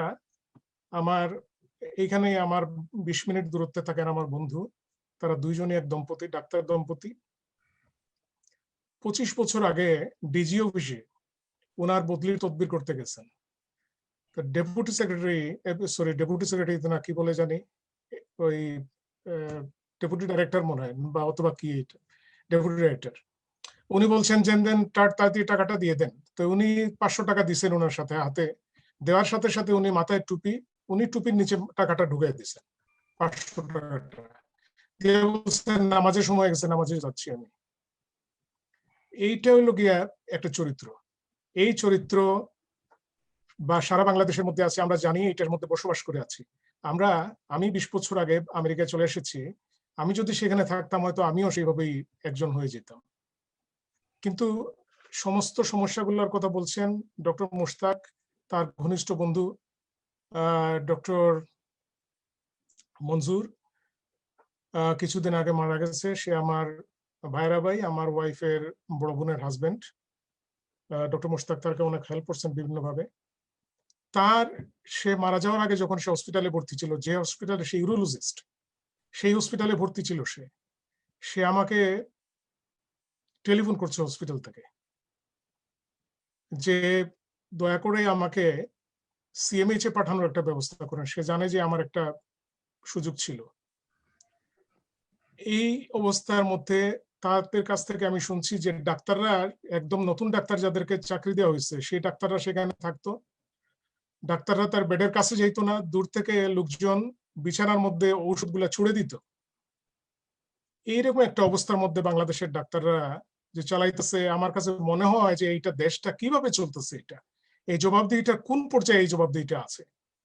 আমার কাছে দুঃখ লাগে যে আমরাও এক সময় সেই বাংলাদেশে চাকরি করেছি ডাক্তার হিসাবে, সেইখানে আমাদেরও অনেক শর্টকামিং ছিল, কিন্তু এই ধরনের কঠোর, নিস্পৃহ এবং অমানবিক আমরা কোনো সময় ছিলাম না। আমি আপনাদেরকে এই কথাগুলো বলতে চাই, দুইটা, জাস্ট পার্টিকুলারলি দুইটা অনুরোধ আপনাদের কাছে বলবো। নাম্বার 1, যে বাংলাদেশের হসপিটালগুলোকে যদি উন্নত করতে হয়, তাহলে বাংলাদেশের প্রেসিডেন্ট, বাংলাদেশের প্রধানমন্ত্রী প্রথমে, তারপরে মন্ত্রিসভার, তারা যদি কোনোভাবে কোনো অসুস্থ হয়ে পড়ে, তাহলে তাদের বিদেশ যাওয়া নিষিদ্ধ করতে হবে এবং তাদেরকে অবশ্যই একটা সরকারি হাসপাতালে চিকিৎসার ব্যবস্থা নিতে হবে। যদি এইটা করতে পারবেন দেখবেন সমস্ত কিছু চেঞ্জ হয়ে গেছে, আদারওয়াইজ এটা সম্ভব না। 2 নম্বর, আমি 1 বছর আগে বাংলাদেশে গিয়েছিলাম। আমার বন্ধুরা সবাই বিশাল বিশাল ডাক্তার এবং এদেরকে রাত্রে 12টার আগে পাওয়া যায় না। কিছু সময় তারা হসপিটালে যায়, হসপিটাল থেকে গিয়েই তারপরে তারা চেম্বারে চলে যায়। এই ডাক্তারদেরকে যারা অ্যাটলিস্ট সরকারি হাসপাতালে আছে তাদেরকে স্পেসিফিক্যালি কড়াকড়ি ভাবে তাদেরকে তাদের হসপিটাল সময়ের মধ্যে হসপিটালে থাকার ব্যবস্থা করা এবং তাদেরকে চরম জবাবদিহিতার মধ্যে যদি আনতে না পারেন তাহলে পরেই সমস্ত হসপিটালের সার্ভিসটা একটা চেঞ্জ হয়ে যেতে পারে। 2 নম্বর হলো এদেরকে রাত্রে 12টা পর্যন্ত যারা যেখানে পড়ে তাদেরকে একটা বেঁধে দিতে হবে যে এই সময়ের পরে বা এতজন রোগীর বেশি তারা রোগী দেখতে পারবে না। যদি এটা করা যায় তাইলে আমার কাছে মনে হয় অনেক কিছু চেঞ্জ হয়ে যেতে পারে। আমি আমার বড় ভাই ডক্টর জিয়া ভাই খুব চমৎকারভাবে বহু বছর ধরে, বছরের পর বছর ধরে তিনি বাংলাদেশে প্রতি বছর যান, অনেককে ট্রেনিং দেন। আমাদের আরেকজন ডাক্তার আছেন মেরিল্যান্ডের ডক্টর রফিক, তিনিও বাংলাদেশে যান প্রত্যেক বছর। তিনি নিজের পয়সা খরচ করে অনেকগুলা ইউজড ইনস্ট্রুমেন্ট, অনেকগুলা জিনিস নিয়ে বাংলাদেশের ডাক্তারদেরকে ট্রেনিং দিয়ে আসেন। আমার কাছে মনে হচ্ছে এই যে সমস্ত কিছুই বৃথা হবে যদি বাংলাদেশের স্বাস্থ্য ব্যবস্থাকে যদি ঠিক না করা যায়, তাইলে এই যে ছোট ছোট ফুটা এগুলোকে সামান্যতম সংস্কার করে কোনো লাভ হবে না। এবং বাংলাদেশের জবাবদিহিতা বলতে কোনো কিছু নাই। বাংলাদেশে একটা কঠিন দুঃশাসন, একটা শকুনের থাবার নিচে বাংলাদেশ। সেইখান থেকে যদি এই শকুনের হাত থেকে যদি বাংলাদেশকে বাঁচানো না যায়, তাইলে এই ছোট ছোট এইসব সামান্য সংস্কার করে আসলে কিছুই হবে না। ধন্যবাদ এনামুল ভাই। আমি এখন ডক্টর ইকবাল আহমেদ কানাডা থেকে ওনাকে অনুরোধ করছি কিছু বলার জন্য। ধন্যবাদ আমাকে সুযোগ দেওয়ার জন্য। আজকে যারা উপস্থিত আছেন সবাইকে ধন্যবাদ। এবং প্রথমে আমি বলতে চাই যে ডক্টর মানস কান্তি দাস, আপনার উপস্থাপনাটা আমার ভালো লেগেছে এবং একটা তথ্য আমি এতটা সুস্পষ্টভাবে আগে জানতাম না যে বাংলাদেশে নার্স আর ডক্টর রেশিওটা এক্স্যাক্টলি কত। তো এখানে আমাদের যারা উপস্থিত আছেন মোটামুটি আমি খুব সংক্ষিপ্ত সময় নেব, তবুও না বললে কম বলা হয়। যেমন জিয়াউদ্দিন ভাইয়ের সাথে আমার পরিচয় ফিলাডেলফিয়ায়, এক সময় থাকতাম ওখানে আমরা। তো জিয়াউদ্দিন ভাই ব্যক্তিগত উদ্যোগে কিন্তু অনেক কাজ করেন। এখন আমাদের যে রাজনৈতিক আন্দোলন চলছে, সত্যিকার অর্থে বিপ্লব কবে হবে সেটা আমি জানি না, আমি নিরুৎসাহিত করছি না, কিংবা সরকার পরিবর্তন হয়ে প্রগতিশীল সরকার দেশে কবে হবে সেটাও আমি ক্ষীণ সম্ভাবনা দেখি এখন। তবে কি আমরা সবাই বসে থাকবো, নাকি ডক্টর রফিকুল হাসান কিংবা জিয়াউদ্দিন ভাই ওনারা যে ধরনের উদ্যোগ নিচ্ছেন এগুলাকে সমর্থন করব? আমার মনে হয় যে রাজনৈতিক আন্দোলনের পাশাপাশি সুনির্দিষ্টভাবে আমরা যারা চিকিৎসক বিভিন্ন দেশে থাকি, যারা একসময় প্রগতিশীল রাজনীতির সাথে জড়িত ছিলাম, কিংবা যারা ছিল না তারাও আগ্রহী হতে পারে, তাদেরকে সংগঠিত করে দেশে এমন কোনো দৃষ্টান্তমূলক ব্যবস্থা দাঁড় করাতে পারি যাতে মানুষ, জিয়াউদ্দিন ভাই যেটা বললেন যে মানুষ চায়, মানুষ আপনার আশ্রয়ে আসবে। ডক্টর জাফরুল্লাহর সাথে আমাদের দ্বিমত থাকতে পারে, কিন্তু একবার ভেবে দেখেন তো উনি কি বিরাট একটা সংগঠন দাঁড় করিয়েছে। ওটার অনেক দুর্বলতা আছে, কিন্তু বাংলাদেশ যে কোনো স্বাস্থ্য কাঠামোর চেয়ে এটা ভালো। তা আমরা যদি সেরকম কিছু করতে পারি, সেটা ভাবা যায় কিনা। আমরা যারা চিকিৎসক কিংবা চিকিৎসা বিজ্ঞানী কিংবা চিকিৎসার ডাটা নিয়ে কাজ করি, আমরা যদি সবাই বসে, আমি শুধু এই অনুরোধটাই রাখবো যে আন্দোলনের পাশাপাশি সরকারি স্বাস্থ্য ব্যবস্থার পাশাপাশি আমরা কিছু করতে পারি কিনা। যদি সেরকম একটা স্ট্রাকচার দাঁড় করাতে পারি তাহলে মানুষ অবশ্যই আমাদের কাছে আসবে। যেমন হতে পারে একটা community health care centre, big idea. আমাদের বাংলাদেশের ছাত্র ইউনিয়ন, ছাত্র ফোরাম বলেন কিংবা যারাই বলে, প্রচুর ছাত্র আছে, আমরা তাদের এই কার্যক্রমে আনতে পারি। তারা, আমি নিশ্চিত তারা অত্যন্ত উৎসাহী হয়ে আসবে, কেউ টাকার দিকে তাকাবে না। তো সেইটা যদি করতে পারি, আমাদের সিনিয়র যারা আছেন তাদেরকে নিয়ে আমি সুনির্দিষ্টভাবে বলবো, যদি আমাদের আলাদাভাবে বসতে হয়, বসে আমরা সেরকম কিছু করতে পারি কিনা। যদি প্রথমে রাজধানী কেন্দ্রিক করতে হয় ভালো, আর নয়তো যদি আমরা এরকম পরিকল্পনা দিই যে রাজধানী কেন্দ্রিক না, আমরা উপজেলা ভিত্তিক দেখি তো শুরু করা যায় কিনা, কিংবা জেলা ভিত্তিক। আমার মনে হয় সেটি অত্যন্ত কার্যকরী হবে। মানুষের সামনে তুলে ধরা যাবে যে এই দেশে সমস্ত চিকিৎসক, সমস্ত রাজনীতিবিদ এক না। এর বাইরে একটি দল আছে, এক ধারার বিশ্বাসী লোক আছে যারা মানুষের জন্য কাজ করতে চায়। শুধু সিস্টেমকে দোষ দিয়ে আমরা, শুধু খারাপ ডাক্তারদের দোষ দিয়ে, খারাপ রাজনীতিবিদের দোষ দিয়ে আমরা কতদূর যাব? আমরা কি বসে বসে দেখবো যে কতদিনে সরকার পরিবর্তন হবে আর স্বাস্থ্য ব্যবস্থার উন্নতি হবে? হবে না। আমার মনে হয় আমাদের কিছু করা যায় এবং এ ব্যাপারে ভেবে দেখার জন্য সবাইকে আমি আবেদন জানাচ্ছি। আর সংক্ষিপ্তভাবে আমার পরিচয়টা দিচ্ছি। আমি ঢাকা মেডিকেল কলেজ থেকে পাশ করি যখন ফারুক ভাই ছাত্র ইউনিয়নের কেন্দ্রীয় সম্পাদক ছিলেন সেই সময়কার 1980 দশকের শুরুর দিকে। এরশাদ যখন ক্ষমতায় আসে এবং তার বিরোধী আন্দোলন শুরু হয় সেই সময়কার আমরা ঢাকা মেডিকেল কলেজের ছাত্র ইউনিয়ন করতাম। মিলন ভাই যখন মারা যায়, মিলন ভাইয়ের লাশ আমি নিজের হাতে কোলে করে ইমার্জেন্সি থেকে জিএম স্যারের রুমে লুকায় রাখছিলাম যাতে আর্মিরা এসে সেটা নিয়ে যেতে না পারে। তো সেই দিনগুলোর কথা যখন মনে হয় অনেক সময় হতাশ লাগে, দুঃখ লাগে যে হয়তো কিছুই করতে পারছি না। তো এখন হয়তো যদি সুযোগ আসে কিছু করব। আর কানাডায় আমি আছি, আরেকটা বিষয় আমি বলতে চাই যে আমার মনে হয় কোনো না কোনো ভাবে কানাডার যে স্বাস্থ্যনীতি কিন্তু, যদিও এটা মোর ক্যাপিটালিস্ট কান্ট্রি, কিন্তু they have very people oriented health policy. এইটা আমাদের পড়ে দেখা দরকার। এখান থেকে আমরা কিছু নিতে পারি কিনা। আপনি ভাবলে অবাক হবেন, এখানে কেউ রাস্তায় মারা যাওয়ার কথা চিন্তা করে না। স্বাস্থ্য ইমার্জেন্সি, এই পাশাপাশি দুইটা দেশ, একটা লোক ভীত নয়। এক সেকেন্ড, সুতরাং আমি এটা বলেই শেষ করছি। আর আমি এখানে ক্যান্সার রিসার্চে কাজ করি, আমি এই বলেই শেষ করছি। ধন্যবাদ। থ্যাংক ইউ ইকবাল ভাই।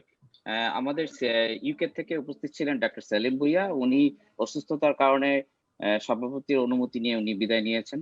সো আমি এখন ডাক্তার রফিকুল হোসেন জিন্নাহ ভাইকে অনুরোধ করব ওনার 2 মিনিটের সংক্ষিপ্ত আলোচনা অংশগ্রহণ করেন। অনেক ধন্যবাদ। এবং আমাদের যারা চিকিৎসক আছেন এবং যারা রাজনৈতিক চিন্তাধারার মানুষ এখানে আছেন তাদের সবাইকে শুভেচ্ছা।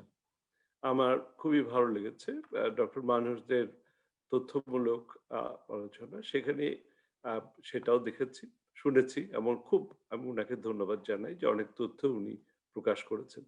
আমি সংক্ষেপে 2-1টি কথা বলতে চাই। 1968 সালে ঢাকা মেডিকেল কলেজে আমি ছাত্র সংসদের একজন নির্বাচিত সদস্য ছিলাম। তখন আমরা একটি অনুষ্ঠান করেছিলাম, একটি আলোচনা সভা করেছিলাম, সেটা হচ্ছে গণমুখী স্বাস্থ্য ব্যবস্থার অন্তরায়, এবং সেখানে আমরা সমাজের বিভিন্ন লোককে সেখানে আহ্বান করেছিলাম।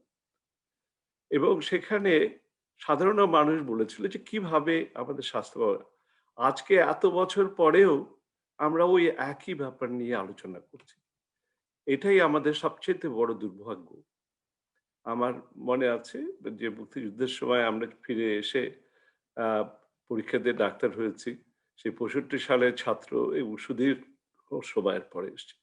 আমি কিছুদিন আগে ইম্পেরিয়াল কলেজের শিক্ষকতা থেকে আমি অবসর নিয়েছি এবং আমি মেডিকেল সোসাইটির প্রেসিডেন্ট। আমি যে কথাটি আজকে ডক্টর ইকবাল যে কথাটি বলেছে তারই পরিপ্রেক্ষিতে বলছি, এবং আমাদের যে বাংলাদেশ থেকে রশিদে মাহবুব ভাই যে কথাগুলো বললেন, আমাদের গোড়াতেই গলদ রয়ে গেছে। তো সেটা একমাত্র রাজনৈতিক প্রক্রিয়ার দ্বারা সেটাকে সংশোধন করা যেতে পারে। এখন যে জিনিসটা আছে সে দায়িত্বটা হচ্ছে আমাদের যে কিভাবে এই বর্তমান সংকটে যে জিনিসগুলো প্রকট হয়ে উঠেছে সেই সংকটগুলোর উত্তরণের পথ দেখানোর জন্য। আমি যেটা দেখছি, আমি আমি অন্তত 4টি দেশে আমি শিক্ষকতা করেছি। যে কথাটি আমাদের জিয়াউদ্দিন ভাই বলেছেন কথাটি যথার্থই, যে এখানে আমাদের শিক্ষা ব্যবস্থার মধ্যে আমাদের যেগুলো করা উচিত সেটা আমাদের হচ্ছে না, সেই ব্যবস্থাটা হয়নি। আমি শিক্ষক হিসাবে, দীর্ঘকালের শিক্ষক হিসাবে, মেডিকেল শিক্ষক হিসাবে আমি এটা সুনির্দিষ্টভাবে বলতে পারি। মেডিকেল এডুকেশনের কথা যদি আসে তাহলে দেখতে হবে যে বাংলাদেশের 110টি মেডিকেল কলেজ আছে, তার মধ্যে 68টি মেডিকেল কলেজ হচ্ছে বেসরকারি, এবং সেগুলোর অনেকগুলোই নেই নামমাত্র মেডিকেল কলেজ, সেখানে কোনো শিক্ষা ব্যবস্থা নেই। সেই যে ব্যবস্থাটা আছে সে কোনো এটাকে মেডিকেল শিক্ষা ব্যবস্থা বললে পরে খুব অত্যুক্তি করা হবে। আজকে নেপালের মতো দেশও আমাদের ডিগ্রিকে ডিরিকগনাইজের কথা ভাবছে, যেখানে আমরা ছাত্র থাকাকালীন ওই দেশগুলো থেকে এসে আমাদের ঢাকা কলেজে পড়তেন। আজকে সেই শিক্ষা ব্যবস্থার ব্যাপারটা না করলে আমাদের চিকিৎসার মান উন্নয়ন, চিকিৎসকদের মান উন্নয়ন হবে না। আর 2 নম্বর যেটা হচ্ছে স্বাস্থ্য ব্যবস্থা। স্বাস্থ্য ব্যবস্থা ওই গণমুখী কোনো সময় স্বাস্থ্য ব্যবস্থা হয়নি। সেটার যদি না করা যায়, কোভিডের মতো এ ধরনের সংক্রমণ আসবে এবং আমরা আমাদেরকে নিজেদেরকে ডিলিউশনাল অবস্থায় ভোগ করব। এবং সেই স্বাস্থ্য ব্যবস্থাটা আসতে পারে পূর্ণাঙ্গভাবে যদি আমরা জনগণের স্বাস্থ্য ব্যবস্থার ব্যবস্থা করতে চাই। আজকে এই শুভঙ্করের ফাঁকির মতো 10,000 টেস্ট করে যদি বলা হয় 15%, এটা তথ্যভিত্তিক যেটা, এগুলোর কথার কোনো ধোপে টেকা না। আর 2 নম্বর আরেকটি কথা আমাকে খুবই শঙ্কিত করে, যে বস্তি এলাকার লোকরা মারা যাচ্ছে না। এই কি আত্মতৃপ্তি! আমাদের দেখতে হবে যে পশ্চিমা বিশ্বের সঙ্গে কম্পেয়ার করি, আমাদের যদি যে দেশেও ব্যর্থ সেই দেশেও সঙ্গে কম্পেয়ার করি, কতজন লোক বস্তিবাসী 70-এর ঊর্ধ্বে বাস করে বস্তিতে। আজকে 110 জন ডাক্তার মারা গেছে। যদি তাই হয়, আপনি আজকে কারা মারা যাচ্ছে? হ্যাঁ, আমরা জানি যে কোভিডের জন্য বয়স্ক জ্যেষ্ঠরা হয়েছে। বাংলাদেশের 70 ঊর্ধ্বেও কতজন লোক আছে? আমরা এই ধরনের তথ্যের দ্বারা নিজেদেরকে ডিলিউশনাল করে রাখার কোনো অর্থ হয় না। এবং এই জিনিসগুলোকে প্রকটভাবে মানুষ এবং সরাসরি মানুষকে আজকে তুলে ধরতে হবে। আর শেষত আমি একটি কথা বলবো, যে আমাদের যে দায়িত্ব, ডক্টর ইকবাল যে কথাটি বলেছে, একটা হচ্ছে ডক্টর জিয়াউদ্দিনের সঙ্গে আমি একটু দ্বিমত পোষণ করি। যুক্তরাজ্যে ন্যাশনাল হেলথ সার্ভিস আছে, এখানে প্রধানমন্ত্রী যেখানে যায় যে চিকিৎসা হয়, আমারও সেখানে চিকিৎসা হবে, একটি সাধারণ টম ডিক অ্যান্ড হ্যারিরও সেই চিকিৎসা হয়, কিন্তু আমাদের দেশে সেটা নেই। আর পাবলিক প্রাইভেট যে পার্টনারশিপের কথা বলছে, ন্যাশনাল হেলথ সার্ভিসের সবচাইতে নিও লিবারেলদের ওয়ার্স্ট কন্ট্রিবিউশনটা হচ্ছে এই পাবলিক পার্টনারশিপের জন্য করা। ফিলান্থ্রপিক অর্গানাইজেশন, যেটা ডক্টর ইকবাল বলেছেন এবং উনিও বলেছেন, সেটাকে আমি সমর্থন করি, কিন্তু দয়া করে পাবলিক পার্টনারশিপের রূপান্তর হচ্ছে ব্যবসায়িক স্বাস্থ্য ব্যবস্থা। কাজেই সেটার ব্যাপারে আমাদেরকে সতর্ক রাখতে হবে, যদি ভবিষ্যতে যখন আমরা বলবো। আর আমাদের সবারই যে দায়িত্ব আছে, সেই দায়িত্ববোধ থেকে আমাদের স্বচ্ছতার মাধ্যমে সমস্যার সমাধানের জন্য তুলে ধরতে হবে। বাংলাদেশে কোনো সমন্বয় নাই।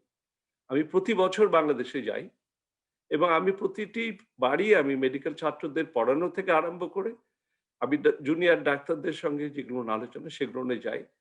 আমাদের চিকিৎসা ব্যবস্থার কোনো সমন্বয় নেই। কোভিডের তা আরো প্রকটভাবে প্রকাশ পেয়েছে। কাজে সে ব্যাপারে সুনির্দিষ্টভাবে সাবজেক্ট ঠিক করে আপনারা আর ভবিষ্যতে আলোচনা করেন। আপনাদেরকে আবার যারা এটার উদ্যোক্তা তাদেরকে অনেক ধন্যবাদ জানাচ্ছি যে আজকে আমাদেরকে এখানে নিয়ে এসেছেন এবং এই আলোচনায় অংশগ্রহণ করেছেন। অনেক ধন্যবাদ প্রোগ্রেসিভ ফোরামকে। থ্যাংক ইউ জিন্না ভাইকে। আমি এখন একজন বিশিষ্ট চিকিৎসক, যিনি একজন বিশিষ্ট চিকিৎসক হয়ে বাংলাদেশের খ্যাত মজুর সমিতির সাথে কাজ করেন, সেই চিকিৎসক অধ্যাপক ফজলুর রহমান ভাইকে অনুরোধ করব তার সংক্ষিপ্ত আলোচনা অংশগ্রহণ করার জন্য।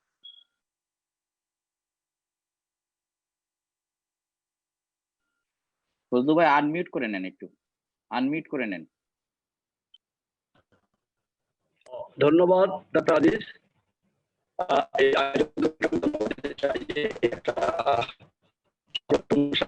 অনেক তাত্ত্বিক এবং তথ্যভিত্তিক আলোচনায় আমি অংশগ্রহণ করতে পারলাম, শুনলাম। হ্যাঁ, নিজে অনেকখানি রিচ হলাম। বিশেষ করে এনামুল, আমাদের এনামুল ভাই ছিলেন মেডিকেলের, চেহারা দেখলাম। ওই এনামুল চৌধুরী, আমাকে দেখতে পাচ্ছেন কিনা জানি না। ঢাকাতে ওনার সঙ্গে একাধিকবার কথা হয়েছে, সিলেটে গিয়ে কথা হয়েছে, আমরা বিভিন্ন বিষয়ে পরস্পর শেয়ার করতাম। তো আসলে আজকে এই আলোচনায় দেখা যাচ্ছে আমাদের দৃষ্টিভঙ্গি পার্থক্যটা অনেকে কি ধরনের চিন্তা চেতনা নিয়ে যেতে পারে। যেমন একজন আলোচক ভাই আপনার যে আমি 2 মিনিট, হ্যালো শোনা যাচ্ছে? সাউন্ডটা ডিস্টার্ব করতেছে। শোনা যাচ্ছে? আজিজ জি বলেন বলেন। শোনা যাচ্ছে? জি বলেন, আপনি বলেন। আচ্ছা, যে স্ট্যালিন লক্ষ লক্ষ মানুষকে হত্যা করেছেন, লেনিনের নির্দেশে একটা কিশোরকে হত্যা করা হয়েছে। দেখুন আমাদের দৃষ্টিভঙ্গিটা কোন জায়গায় গেলে যে ব্যক্তিগুলো মানব সভ্যতাকে একটা চরম বিপর্যয়, আমরা দেখেছি দ্বিতীয় বিশ্বযুদ্ধ, প্রথম বিশ্বযুদ্ধের পরে লেনিনের নেতৃত্বে সেখানে একটা সোভিয়েত সিস্টেম ডেভেলপ করে, পরবর্তীতে চার্লিস এসে সেই ধারাবাহিকতায় এগিয়ে নিয়ে যান। পৃথিবীতে প্রথম একটি মডেল প্রতিষ্ঠার চেষ্টা করতে গিয়ে সেখানে অনেক পরীক্ষা যেতে হয়েছে, বাইরের শত্রু কত ছিল ইত্যাদি ইত্যাদি ইত্যাদি। আমি বলতে চাচ্ছি দৃষ্টিভঙ্গিটা। তো আমাদের দেশে বা পৃথিবীর বিভিন্ন দেশে যে নিউ লিবারালিজমের কারণে স্বাস্থ্য সহ প্রত্যেকটাকে যে সামাজিক উপকরণে পণ্যে রূপান্তরিত করা হয়েছে, এই বিষয়টা আমাদের কাছে পরিষ্কার থাকতে হবে। জিন্না ভাই যেটা বললেন, জিয়া ভাইয়ের কথার প্রেক্ষিতে আমি দৃঢ়ভাবে সেটাকে সাপোর্ট না, ওই কথাই আমি বলতে চাই। কোনোভাবেই নিউলিবারালিজমের খপ্পরে আমরা যেন না পড়ি। পিপিতে পড়লে এমনিতেই আমাদের দেশে যে অবস্থাপনা সমন্বয়তার যে অব্যবস্থা, আমরা অনেক খারাপ দিকে যাব। আমাদের দেশে আমরা মনে করি, আমরা যারা প্রগতিশীল চিকিৎসক বলে নিজেদেরকে মনে করি এবং দীর্ঘদিন ধরে সেই লাইনে কাজ করছি, তাদের যে উপলব্ধি সেটা হলো যে আমাদের ডাক্তার এবং বিভিন্ন শ্রেণী পেশার যে সমস্ত লোক সত্যি সত্যি মানুষের একটা স্বাস্থ্য ব্যবস্থা, জনমুখী স্বাস্থ্য ব্যবস্থা সবাইকে নিয়ে আমাদের একটা আন্দোলন গড়ে তোলা ছাড়া আমাদের দেশে কোনো সুযোগ আছে বলে মনে হয় না। ইকবাল সত্যি বলেছেন যে সরকার কবে আসবে না আসবে তার জন্য অপেক্ষা করবো, তা না করে আমরা এই কাজটা করতে পারি কিনা সেটি ভেবে দেখা দরকার। এবং আপনারা যারা বাইরে আছেন আমাদেরকে কিভাবে সহায়তা করতে পারেন, আমরা কিভাবে নিতে পারি, এটা ভাবা খুব জরুরি। আমরা যে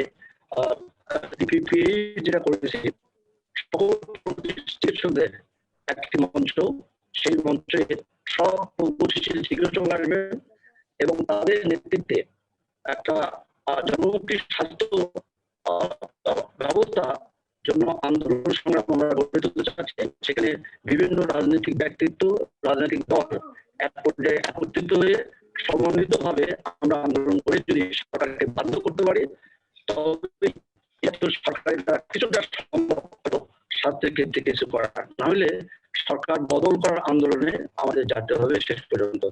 এটুকু কথা। ধন্যবাদ আবারও। থ্যাংক ইউ ফজলু ভাই। আমি প্রফেসর রোকেয়া খাতুনকে কিছু বলার জন্য অনুরোধ করছি। আমি অফ হয়ে যাবো। হ্যাঁ ঠিক আছে, আমি অফ হয়ে যাচ্ছি। আচ্ছা, ডাক্তার আজিজ ভাই, সবাইকে অনুরোধ করুন যে আমাদের স্বাস্থ্য বিষয় ছাড়া কোনো রাজনৈতিক বিষয়, সেটা লেনিন হোক, স্টালিন হোক, আর যেই হোক, কোনো রাজনৈতিক বা অন্য স্বাস্থ্য ভিন্ন অন্যান্য বিষয়ে যেন দয়া করে আমাদের সময়ের জন্য যেন কেউ আলোচনায় না যান। আমরা ওইসব এড়াইতে চাই। আজকে আমরা শুধুই স্বাস্থ্যতে থাকতে চাই। ধন্যবাদ। ওকে।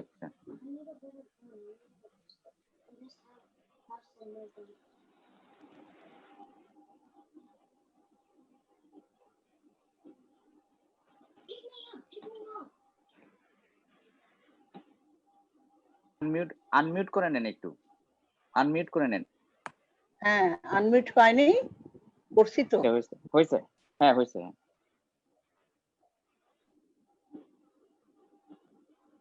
ডিজি হেলথ থেকে রিটায়ার করছি। আমি টিচিং এ ছিলাম অ্যাজ লেকচারার, কিন্তু আমি আর পরে অ্যাডমিনিস্ট্রেশনে শিফট করি। আমি ফিল্ডেও যাই, টিএচএ মানে যেটাকে বলে থানা হেলথ অ্যাডমিনিস্ট্রেটর, এখন ইএচএপিও বলে, সেটাও হই। ডেপুটি অ্যাসিস্ট্যান্ট ডাইরেক্টর, পরে ডেপুটি ডাইরেক্টর হয়ে রিটায়ার করি। তো আমি এখানে আমার রফিক ভাই, আমার জিন্না ভাই আছেন এখনো মনে হয়, ওনাকে দেখে আমার খুব ভালো লাগলো। আর আজকে যে আমাদের ডক্টর মানুষ যে প্রেজেন্টেশনটা করছে ওটা খুবই চমৎকার। সে he has covered every aspect. সে আলমা আতা সম্মেলনের যে সেখান থেকে হেলথ ফর অল যে স্লোগানটা ছিল, সেই জায়গা থেকে একেবারে আইসিপিডি কনফারেন্স, তারপরে বেজিং, এগুলা এইসব ব্যাপার সব আসছে। মানে ওখানে তো বেশি হাইলাইট হয়েছে রিপ্রোডাক্টিভ হেলথ। এখন আমার যেটা একটা বক্তব্য হলো যে আলমা আতাতে যে কনফারেন্সটা হয় সেখানে কিন্তু একটা প্যারাডাইম শিফট হয়, যে from curative to preventive and promotive. এখন এই জায়গায় আমি যখন ইউকে তে গেলাম, আমি তখন দেখলাম যে কমিউনিটি অ্যাপ্রোচে আপনার কিউরেটিভকেও নিয়ে গেছে। বড় বড় হসপিটাল গুলাকে থেকে, যেমন ল্যাম্বেতে মেন্টাল হসপিটাল, সেটাকে ভেঙে ছোট করে কমিউনিটিতে নিয়ে গেছে মেন্টাল মানে হেলথটাকে কিভাবে ওখানে চিকিৎসাটা করবে। তো এই জায়গায় আমার একটা প্রশ্ন, যে WHO উদ্যোগে তো আলমা আতা কনফারেন্সটা হয়, এখন সেই জায়গায় যে প্যান্ডেমিকের ব্যাপারটা, যে এক স্প্যানিশ ফ্লু হলো, এরপরে যে আরো প্যান্ডেমিক হচ্ছে, কিছু হওয়ার চান্স আছে, সেটা ব্যাপারে কিউরেটিভকে আমরা WHO কেন এটা ওই মাথায় রাখে নাই, যে প্যান্ডেমিকটাকে কিভাবে আমরা মানে মোকাবেলা করব, এটা তো আবার হতে পারে। এই জায়গায় আমার একটা ক্রিটিসিজম আছে for WHO। Now next thing আমি যেটা বলবো, যে দেখেন এই যে আপনার এখানে মনে হয় ডক্টর জিয়াউদ্দিন, উনি আমার সিনিয়র অনেক হবেন, আমি জানি না উনি কোন মেডিকেলে, কিন্তু উনি যে আলোচনাগুলো করছেন যে আমাদের ডাক্তারদেরকে মানসিকভাবে যে মানে জনদরদি হওয়ার ব্যাপারটা, এটা ছোটবেলার থেকেই একদম প্রাইমারি লেভেল থেকেই মানে করা দরকার, ইভেন মেডিকেল এডুকেশন। হ্যাঁ, এটা ঠিক, বিসিসি করা দরকার, বিসিসির উপরে মেডিকেল এডুকেশনও মনে হয় এখন আমাদের দেশে ইনকর্পোরেটেড আছে। কিন্তু আমি একটা কথা বলতে চাই, বাংলাদেশে আপনারা যা আলোচনা করলেন, সেখানে বাংলাদেশে কিন্তু এখনো পলিটিক্যাল ইনস্টিটিউশনটা গড়ে উঠে নাই, it is just growing up. এবং এই পলিটিক্যাল ইনস্টিটিউশন যদি না গ্রো করে, তাহলে অন্যান্য ইনস্টিটিউশনও গ্রো করে না। সেখানে আপনার মেডিকেল ইনস্টিটিউশনটাও গ্রো করাটা এবং ওই মানসিকতাটা ডেভেলপ করাটা ডিফিকাল্ট। এখানে আপনার মার্কেট ইকোনমি যেখানে পারসু হচ্ছে, সেখানে আপনার health is also a commodity. এই কমোডিটি প্রাইস থাকে, এই কমোডিটি বিক্রি হয়, সুতরাং উই আর পারসুইং দ্যাট। এবং পলিটিক্যাল ইনস্টিটিউশনের জন্য আমরা কি হচ্ছি, বাংলাদেশে আমাদের পলিটিক্যাল ইনস্টিটিউশনটা যে অবস্থায় গ্রো আপ হচ্ছে, সেখানে we mentally we are stuck up in feudalism. এটা please market, we are still mentally feudal. সুতরাং this is being reflected in all our activities, this feudal mentality. রেখাপা, থ্যাংক ইউ আপনাকে। বাস আমারও শেষ বক্তব্য। থ্যাংক ইউ রেখাপা। আমি এখন কানাডা থেকে আজিজুল মালিক ভাইকে অনুরোধ করব কিছু বলার জন্য সংক্ষেপে।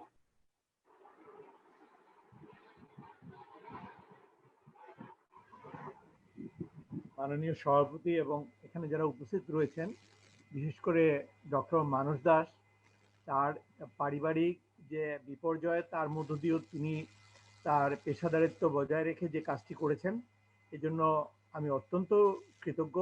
এবং আমরা যারা ডাক্তার নই, তাদেরকে আজকে আপনারা এই কথাগুলো, আপনাদের কথা শোনার জন্য যে আমাদের সুযোগ করে দিয়েছেন, আমি ইউএসএ ফোরাম এবং যারা এই ব্যবস্থাপনাটি করেছেন, ডক্টর আজিজ ভাই সহ এবং আমাদের আজকের সভাপতি, আপনাদের সবাই কাছে আমি কৃতজ্ঞতা প্রকাশ করছি।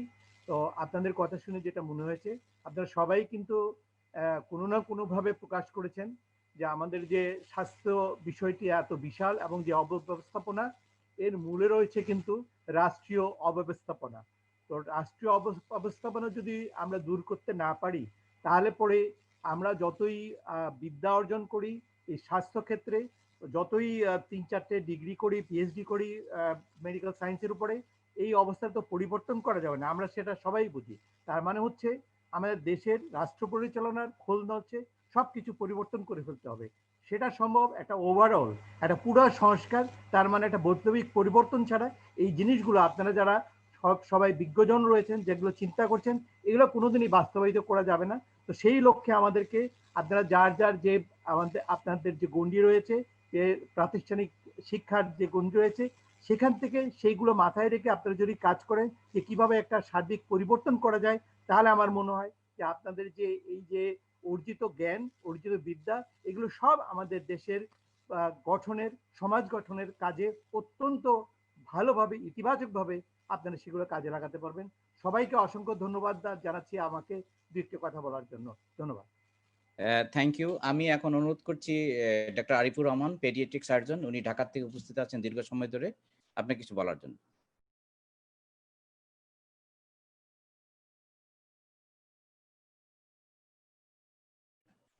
আরিফটা আনমিউট করে নে, এটা আনমিউট করে নে। ধন্যবাদ সবাইকে। বিশেষ করে ডক্টর মানস আজকে অত্যন্ত গুরুত্বপূর্ণ একটা টপিক সিলেকশন করেছেন এবং তার যে বিষয়বস্তু ছিল সেটাও খুবই ইনফরমেটিভ ছিল। ধন্যবাদ।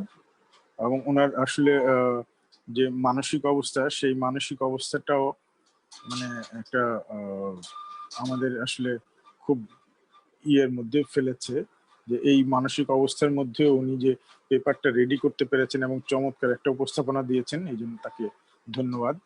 আর আমি আসলে কিছু বলার জন্য আসি নাই, ডাক্তার আজিজ আমার বন্ধু, ও আমাকে ভালোবাসে, এই জন্যই কিছু বলতে অনুরোধ করেছে, এই জন্য বললাম। ধন্যবাদ সবাইকে। Thank you Arif. আমি এখন মিল্টন বড়ুয়াকে অনুরোধ করছি সংক্ষেপে কিছু বলার জন্য। শ্রদ্ধেয় সভাপতি খুরশিদ ভাই এবং আর যারা উপস্থিত আছেন সবাইকে শুভেচ্ছা জানাই।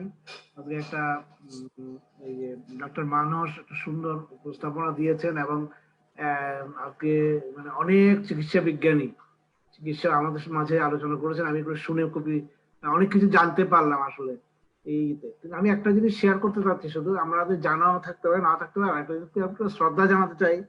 আমাদের দেশের কিছু অসাম্প্রদায়িক মানুষ, আমরা প্রকৃতিগত অসাম্প্রদায়িক, আমি করোনাতে আটকা পড়েছি বাংলাদেশে প্যান্ডামিকে, এবং আমি 4 মাসের অধিক আটকা পড়েছিলাম।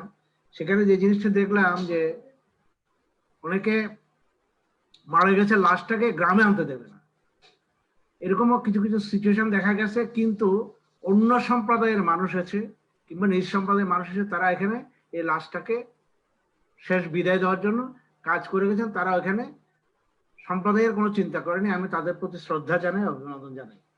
আরেকটা জিনিস বলতে চাই, সেটা যে ওখানে মানুষ সরকারের হিসাবটা বিশ্বাস করেনি, যেটা মিডিয়াতে বলেছে, অর্থাৎ সরকারও জানেন না যে কতজন করোনা মুক্ত বা করোনাতে আক্রান্ত হচ্ছে। কারণ আমি দুটা জিনিস এখানে উপলব্ধি করলাম, একটা হচ্ছে আমাদের গ্রামটা, আমাদের এলাকাটা করোনা মুক্ত, কিন্তু আমাদের গ্রামের যে 40 বছরের ধরে যে চিকিৎসক ছিলেন, তিনি মারা গেলেন করোনায়। এখন কতটা করোনা মুক্ত আমরা ছিলাম সেটা আমি জানি না। আর দেখা গেছে মানুষ যেমন বিশ্বাস করে না, আমিও করিনি। তারপর দেখা গেছে ডাক্তার যে টেস্ট যে করানো হয়, টেস্টের রেজাল্ট এসেছে 10 থেকে 14 দিন পরে, এবং 10 থেকে 14 দিন এই রোগীদেরকে রাখার জন্য কোনো আলাদা ব্যবস্থা করা হয়নি। মানে টেস্ট যারা করতে গেছেন তারা মানুষের মধ্যেই ছিলেন। যারা পজিটিভ পেয়েছেন পরে, তারা কতটা পজিটিভ ছড়িয়েছেন এটা আমি জানি না। এইভাবেই আমাদেরকে ইয়ে করেছে। আবার মাঝে মাঝে দেখলাম যে গার্মেন্টস খুলে দিয়েছে, হু হু করে মানুষ চলে যাচ্ছে, আবার বন্ধ করে দিয়ে হু হু করে চলে আসছে। অর্থাৎ আমি বলতে চাচ্ছি যে এটা ছড়ানোরও ব্যবস্থা ছিল। এবং আমি সবাইকে আবারও ধন্যবাদ জানিয়ে, আমাকে একটু বলতে বলেছেন, আমি বলেছি ধন্যবাদ জানাই সবাইকে, উদ্যোক্তাদের এবং যারা আলোচনা করেছেন সবার কাছে শুভকামনা সবার জন্য। ধন্যবাদ। Thank you. এবার অনুরোধ করছি বিশিষ্ট আইনজীবী শেখ আখতারুল ইসলাম, উনি গণতান্ত্রিক আইনজীবী সমিতির সম্মানিত সভাপতি। আজকের এই অসাধারণ আলোচনায় আমাকে বলার সুযোগ দেওয়া হয়েছে, কিন্তু আমি কিছুই বলতে চাই না, শুধু একটা কথাই বলতে চাই যে আপনারা সেই সুদূর প্রবাস থেকে দেশ নিয়ে যে এত চিন্তা করেন, এত সুন্দর একটা অনুষ্ঠান, আর বিশেষ করে আজকের যে উপস্থাপনা, এই উপস্থাপককে ডক্টর মানুষকে আমি আন্তরিকভাবে ধন্যবাদ জানাই। এই উপস্থাপনাটা আপনাদের যে কিনোট পেপারটা, এটা অত্যন্ত শক্তিশালী। আমি যেহেতু অধিকার নিয়ে কাজ করি, স্বাস্থ্য বিষয়ে না, তো আমি আগ্রহী ছিলাম যে অধিকারের বিষয়টা কতটুকু এখানে আপনাদের এই কিনোট পেপার। আমি দেখলাম যে ডক্টর মানুষ অত্যন্ত সুন্দরভাবে বিষয়টি উপস্থাপনা করেছে। আমি সকল আলোচকদের সাথে সম্মানিতভাবে এই আলোচনার একটি ভবিষ্যৎ প্রতিফলন এই দেশে ঘটুক সেই আশাবাদ ব্যক্ত করে সবাই, সকল পার্টিসিপেন্টকে, আর বিশেষ করে এনামুল এর একটা, ডাক্তার এনামুলের একটা কথা আমার খুব ভালোই লেগেছে, যে আমাদের স্বাস্থ্য ব্যবস্থাকে উন্নত করতে হলে প্রথমেই আমাদের রাষ্ট্রপতি, প্রধানমন্ত্রী, মন্ত্রীবর্গ থেকে সবার চিকিৎসা যেন এই দেশের সরকারি হাসপাতালে হয়, বিদেশ যেন না যাওয়া হয়, সেই দিকটা আসলে নিয়ে আসতে হবে। আর সংবিধানের যে মূল আর্টিকেল 15, আমি একজন পেশাজীবী আইনজীবী হিসেবে বলতে চাই যে আমাদের রক্তে রেখা এই সংবিধানে আমাদের যে মূল আর্টিকেল, যে মানবিক যে মূল্যবোধগুলা, সেই মূল্যবোধগুলা আর্টিকেল 15 and 18, 15 এবং 18-তে স্পষ্ট করে বলা আছে রাষ্ট্র মানুষের স্বাস্থ্যের বিষয়টা রাষ্ট্র নিশ্চিত করবে। সেই রাষ্ট্র যেখানে নিশ্চিত করতে ব্যর্থ হয় সেখানে জনগণকে এগিয়ে আসতে হবে, সেই আহ্বান জানিয়ে আমি আপনাদেরকে আবারও ধন্যবাদ জানিয়ে আমার বক্তব্য এখানে শেষ করছি। ধন্যবাদ। ধন্যবাদ। অ্যাডভোকেট হাসান তারেক চৌধুরী, আপনাকে সংক্ষেপে কিছু বলার জন্য অনুরোধ করছি। ধন্যবাদ সভাপতি, এবং আমাকে শোনা যাচ্ছে? শোনা যাচ্ছে।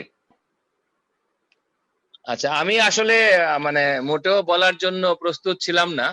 আমি আসলে কিছু শিখবার জন্য এবং নিজেকে সমৃদ্ধ করার জন্যই যুক্ত থেকেছি, কিন্তু আমার নাম ঘোষণা করে আমাকে একটু বিপদে ফেলে দিলেন। তারপরও আমি 1-1.5 মিনিটে আমার কথা শেষ করব, পরে আবার আমাকে লিভ করতে হবে, এই জন্য আপনাকে আগেই ক্ষমা চেয়ে নিচ্ছি।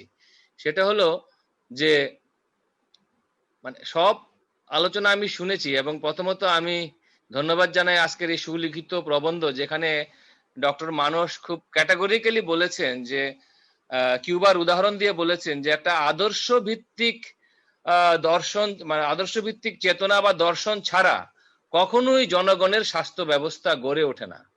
আর বিশেষ করে বাংলাদেশের গলতটা কোথায়, এর শেকড়টা অনুসন্ধান করেছেন কিন্তু ডাক্তার মুস্তাক ভাই। তো ফলে ডক্টর মানুষের প্রবন্ধ এবং ডক্টর মুস্তাকের আলোচনা এবং অন্যান্য সকলের আলোচনা মিলিয়ে আমরা যেটা বুঝতে পারছি যে সমাজের আমূল বৈপ্লবিক রূপান্তর হলো আমাদের একটা চূড়ান্ত জায়গা। সেই জায়গাটায় না পৌঁছা পর্যন্ত যে কথাটা রশিদি মাহবুব ভাই বলেছেন যে অ্যাক্সেসিবল, অ্যাফোর্ডেবল অ্যান্ড আপনার কি বলেছেন উনি, আরেকটা কি যেন বললেন আমি ভুলে গেছি, 3টা ক্যাটাগরি উনি বলেছেন। এই 3 ক্যাটাগরির হেলথ সিস্টেম আমরা কিন্তু পাবো না। প্রবলেমটা হয়ে গেল, আমি রকিব ভাইকে কোট করে বলতে চাই যে আমাদের এখানে একজন আইনজীবী হিসাবে, বাংলাদেশের সর্বোচ্চ আদালতে কর্মরত একজন আইনজীবী হিসাবে আমি বলতে পারি, এখানে আমার একজন প্রবীণ আইনজীবী অ্যাডভোকেট শেখ আখতারুল ইসলাম, উনিও আছেন আমার সিনিয়র। তো আমি বলতে চাই যে আমাদের দেশে কনস্টিটিউশনালি হেলথ রাইটসটাকে কিন্তু আপনার এনফোর্সেবল রাইট হিসেবে স্বীকৃতি দেওয়া হয় নাই, এবং এটার সুযোগই কিন্তু আমাদের দেশে যারা হেলথকে যারা কমোডিটি বানায় তারা এটা নিচ্ছে, এবং যার ফলে আজকে আমরা শাহেদের মতো দুর্বৃত্তকে আমরা দেখতে পাচ্ছি, যারা করোনা কালেও আপনার এরকম একটা দুর্বৃত্তায়িত স্বাস্থ্য ব্যবস্থার চিত্র তুলে ধরে এবং বহির্বিশ্বে বাংলাদেশের স্বাস্থ্য ব্যবস্থার একটা খারাপ চেহারা বহির্বিশ্বে তুলে ধরে, যে কারণে ইটালিতে, ইউরোপের অনেক দেশে, আমেরিকাতে আমাদের দেশের কোভিড রিপোর্টকে এখন আর যারা বিদেশগামী প্যাসেঞ্জার তাদের রিপোর্টটাকে তারা অ্যালাউ করছে না। একটা সিম্পল একটা উদাহরণ দিলাম। এগুলো আমরা আদালতে ফেস করি।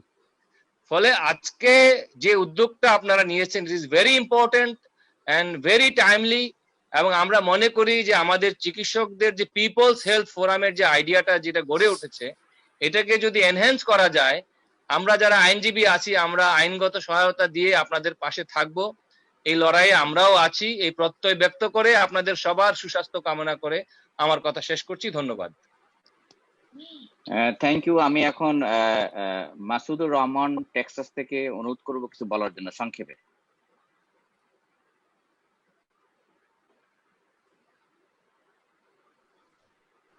মাসুদ, আপনি কি আছেন? আচ্ছা, মোজাম্মেল হক তারা ভাইকে অনুরোধ করছি কিছু বলার জন্য।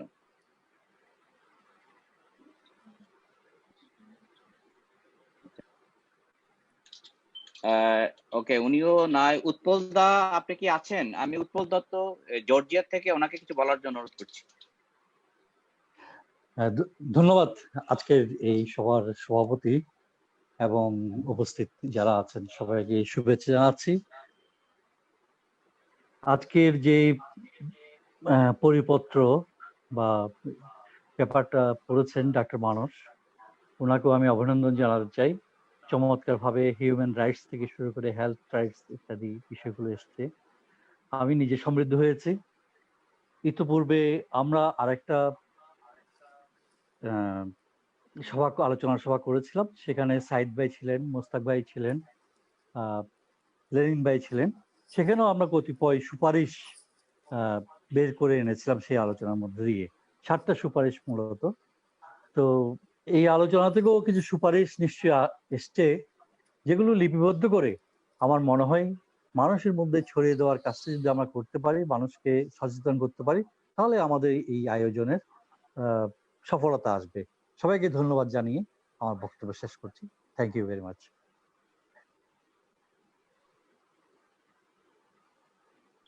উৎপলদাকে ধন্যবাদ। আমি এখন আমাদের সুব্রত বিশ্বাস, উনি উদীচীর অন্যতম সংগঠক নিউ ইয়র্কে, ওনাকে অনুরোধ করছি কিছু বলার।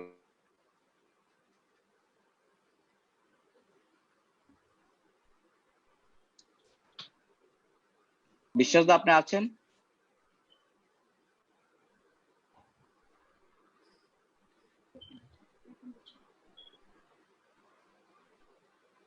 আমি বিশ্বাস দা হয়তো কথা কি শোনা যায়? জি, শোনা যায়, শোনা যায়। আমার কথা কি শোনা যাচ্ছে? শোনা যাচ্ছে।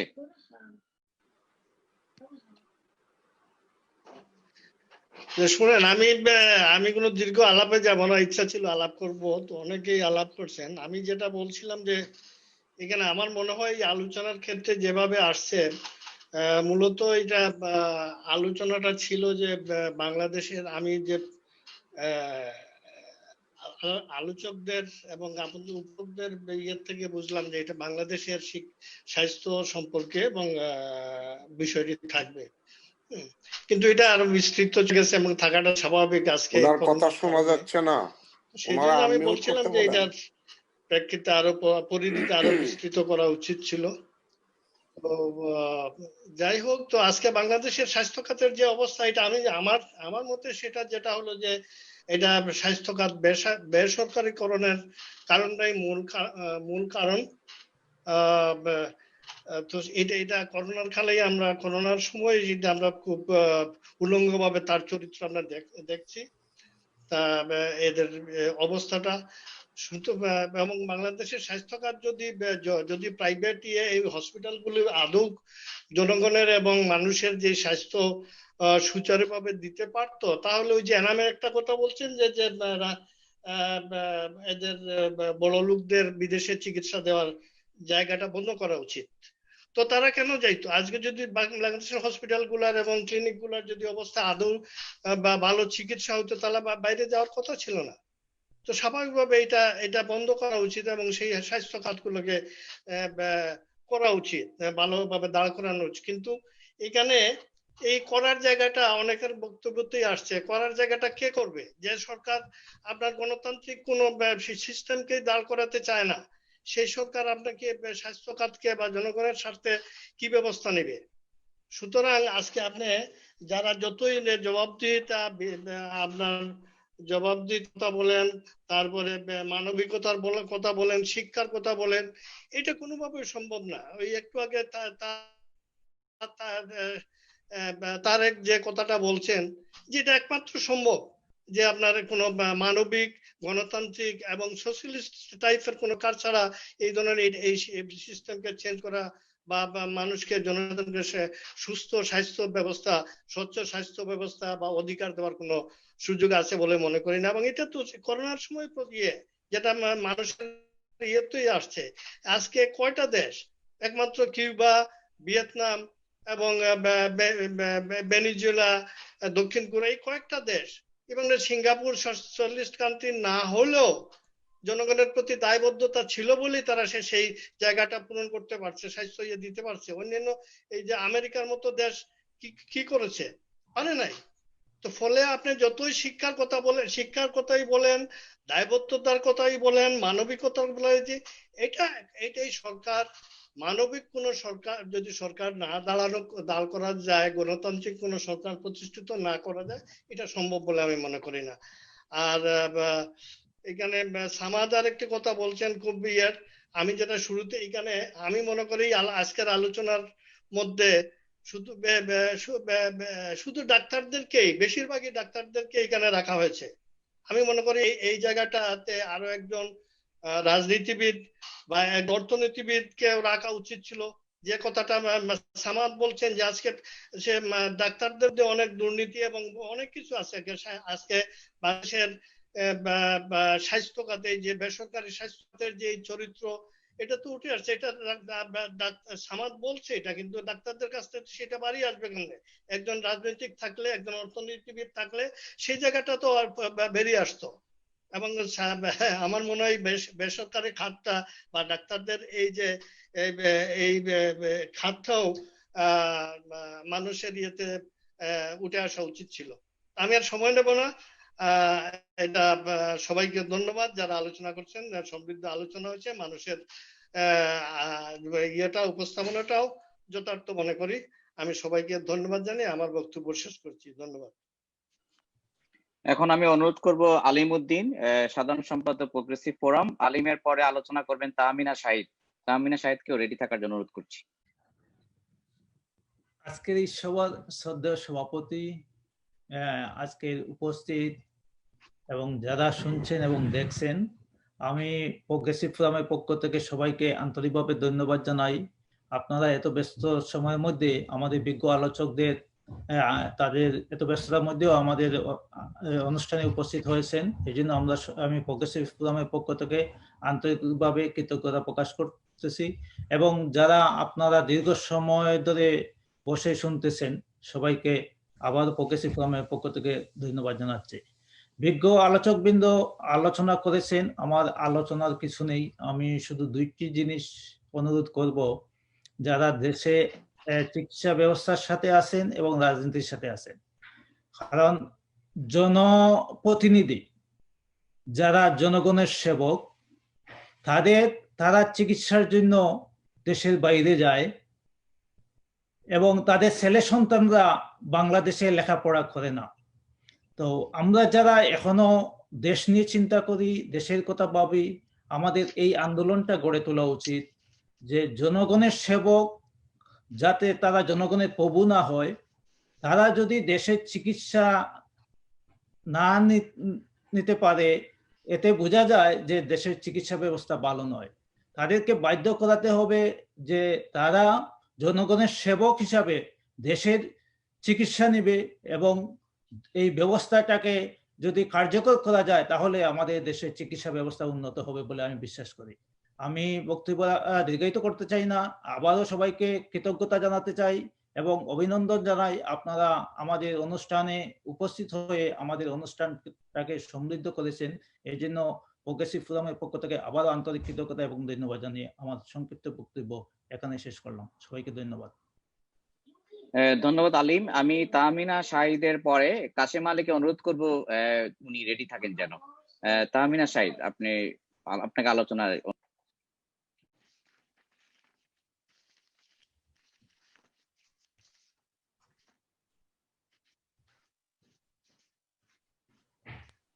আপনি এটা আনমিউট করে নেন।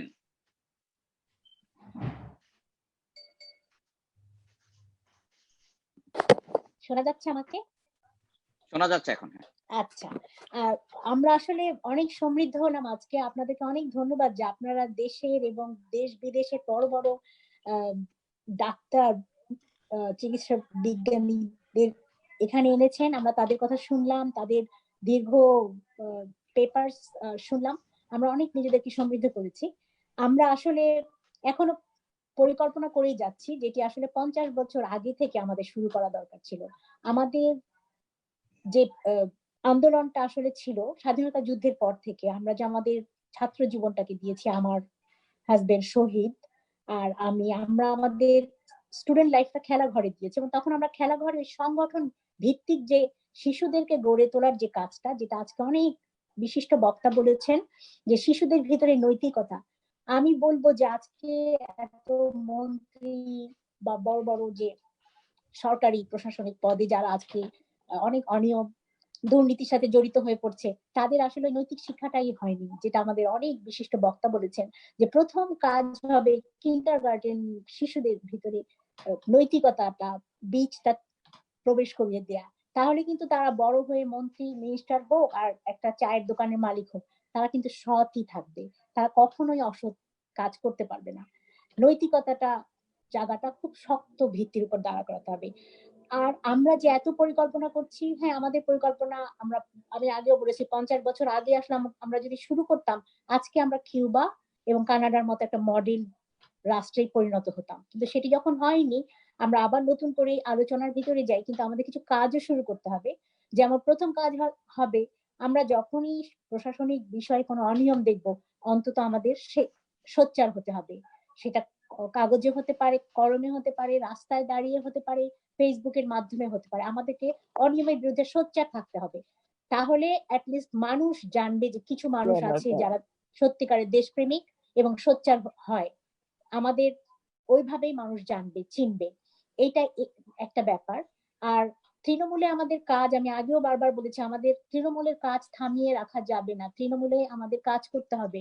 আমাদের 68,000 গ্রামে যেন 68টি সংগঠন থাকে, তরুণরা সেখানে যেন কাজ করে, যারা সমাজতান্ত্রিক চিন্তা ভাবনা করে। এই ধরনের তরুণ, তারা কাজ করবে শিশুদের নৈতিকভাবে গড়ে তোলার জন্য, তারা কাজ করবে মেয়েদের, নারীদের সুরক্ষার জন্য, যেন মেয়েরা ধর্ষিতা না হয়। তারা কাজ করবে সভা সমিতির মাধ্যমে, লিফলেটের মাধ্যমে শিশু তরুণীদের মধ্যে তাদেরকে ডেকে এনে সভা সমিতি করে তাদের ভিতরে একটা চেতনা গড়ে তুলতে হবে। তাহলেই তারা বুঝবে কিভাবে তাদেরকে নিজেদেরকে সুরক্ষিত রাখা যায়, কিভাবে অন্যায়ের প্রতিবাদ করতে হয়। এই কাজগুলো কিন্তু আমরা করতে পারি, আমরা এখনো আমাদের সময় ফুরিয়ে যায়নি। আর আমরা আরো যেটা করতে পারি যে মানুষের অজ্ঞতার বিরুদ্ধে, যেমন অজ্ঞতার কারণে কিন্তু আজকে একটা করোনা রোগীকে রাস্তায় ফেলে ছেলেমেয়েরা চলে যাচ্ছে, কিন্তু আমাদের জানাতে হবে, তাদের বুঝাতে হবে যে তারা এইসব ব্যাপারে তাদের শিক্ষা দিতে হবে। আমাদের নিজস্ব আমাদের খেলা ঘরেরও অনেক ডাক্তার আছেন, যেমন ডাক্তার লেলিন, উনি আমাদেরই সমবয়সী, আমাদের বন্ধু। ডাক্তার লেলিনকে আমরা প্রায় 71 চ্যানেলে দেখতে পাই। আমরা যদি এরকম আমাদের যারা সমাজতান্ত্রিক চিন্তায় সমৃদ্ধ বড় হয়েছেন, সেই সব ডাক্তার, উকিল বা শিক্ষক, এনাদেরকে নিয়ে যদি আমরা বাংলাদেশে একটা ফোরাম করতে পারি, যারা ফ্রি চিকিৎসা এবং শিক্ষা বা উপদেশ দিয়ে গ্রামে গ্রামে বিভিন্ন প্রতিষ্ঠানগুলোকে সচল রাখবে, এই কাজটা কিন্তু আমরা এখন থেকেই শুরু করতে পারি। আমিনা সাহেব, থ্যাংক ইউ আপনাকে। আমি সভাপতির অনুমতি নিয়ে আপনাকে থামিয়ে দিলাম, সরি। কাশেম আলীর পরে আলোচনা করবেন জাকির হোসেন বাচ্চু। আমি এখন কাশেম আলীকে ওনার সংক্ষিপ্ত বক্তব্য। ধন্যবাদ। আজকের সবার মাননীয় সভাপতি, উপস্থিত সুধী মণ্ডলী, আমি শুধু দু একটি কথা বলবো, আমি বেশি বলবো না। আমি ভালো বক্তৃতা দিতে পারি না, কথা বলতে পারি না। আমি বলবো যে আমাদের সবচেয়ে যেটা জিয়া ভাই প্রথম তার আলোচনায় বলছিলেন যে মূল্যবোধ, আমরা মূল্যবোধটা সম্পূর্ণ হারিয়েছি। আমি এখন পৌরের কোটায় চলে গেছি, আমার মতন অনেকে আছেন এখানে পৌরের কোটায়। আমরা যা শিখছিলাম আজকে আজকে সেই শিক্ষা নাই, আমাদের গুড়াই গলদ। আমি প্রাথমিক স্কুলে যখন পড়ি তখন আমার বাবা দিয়েছিল যে মানুষ করার জন্য, শিক্ষা ব্যবস্থা ছাড়া কেউ কোনো মানুষ হইতে পারে না। আমরা কতটুকু মানুষ হয়েছি, আমার মনে হয় আমরা পাকিস্তান আমলে যতটুকু মানুষ হয়েছিলাম, এরপরে আমাদের মানুষ হওয়ার যে প্রক্রিয়াটা, এই যে শিক্ষা ব্যবস্থাটা, এটা সম্পূর্ণ ডিস্ট্রয় করে দেওয়া হয়েছে। ধীরে ধীরে এটা এখন পণ্যের দিকে যাচ্ছে শিক্ষা ব্যবস্থাটা। সুতরাং আমরা যদি আমাদের শিক্ষা ব্যবস্থার উপরে না আমরা করতে পারি, দায়িত্ব না নিতে পারি, আমাদের ওই দিক দিয়ে নজর দেওয়া হবে। প্রতিটি মানুষের আমরা দরকার ওই দিক দিয়ে ঘুরায়, যাতে আমরা ঘুরার থেকে একটা সমাজ ব্যবস্থা গড়ে তুলতে পারি। নতুবা আমার মনে হয় যে আমরা আমাদের যে উদ্দেশ্য, আমাদের উদ্দেশ্য মানব কল্যাণ যদি উদ্দেশ্য হয়, উদ্দেশ্য স্টার্ট করতে হলে মানুষকে তার জন্মের পর থেকে মানুষকে গড়িয়ে তুলতে হবে। আমাদের মনে হয় আমরা যারা কাজ করি, আমরা ওইখান থেকে শুরু করা উচিত, যে প্রাথমিক বিদ্যালয় এই শিক্ষা ব্যবস্থা থেকে দৈরা যা আছে এগুলোর জন্য আমাদের যারা আজকে আমরা বিভিন্ন কাজ করি, কি কয়, কৃষকদের জন্য বিভিন্ন জন্য কাজ করি, আমরা শিশুদেরকে জন্য আমার মনে হয় প্রাধান্য দেওয়া উচিত। এই বলে আমি বিদায় নিচ্ছি। ধন্যবাদ। ধন্যবাদ কাসেম ভাই। আমি জাকির হোসেন বাচ্চুর পরে সাগর রায়কে অনুরোধ করব আপনি যেন রেডি থাকেন আপনার সংক্ষিপ্ত বক্তব্য বলার জন্য। জাকির হোসেন বাচ্চু। সভাপতি এবং উপস্থিত প্যানেল আলোচকবৃন্দ এবং আজিজ ভাই, আমি আসলে বক্তব্যের অনেকক্ষণ হয়েছে, আমি শুধু দুই একটা প্রস্তাব রেখে আমার আলোচনা শেষ করতে চাই।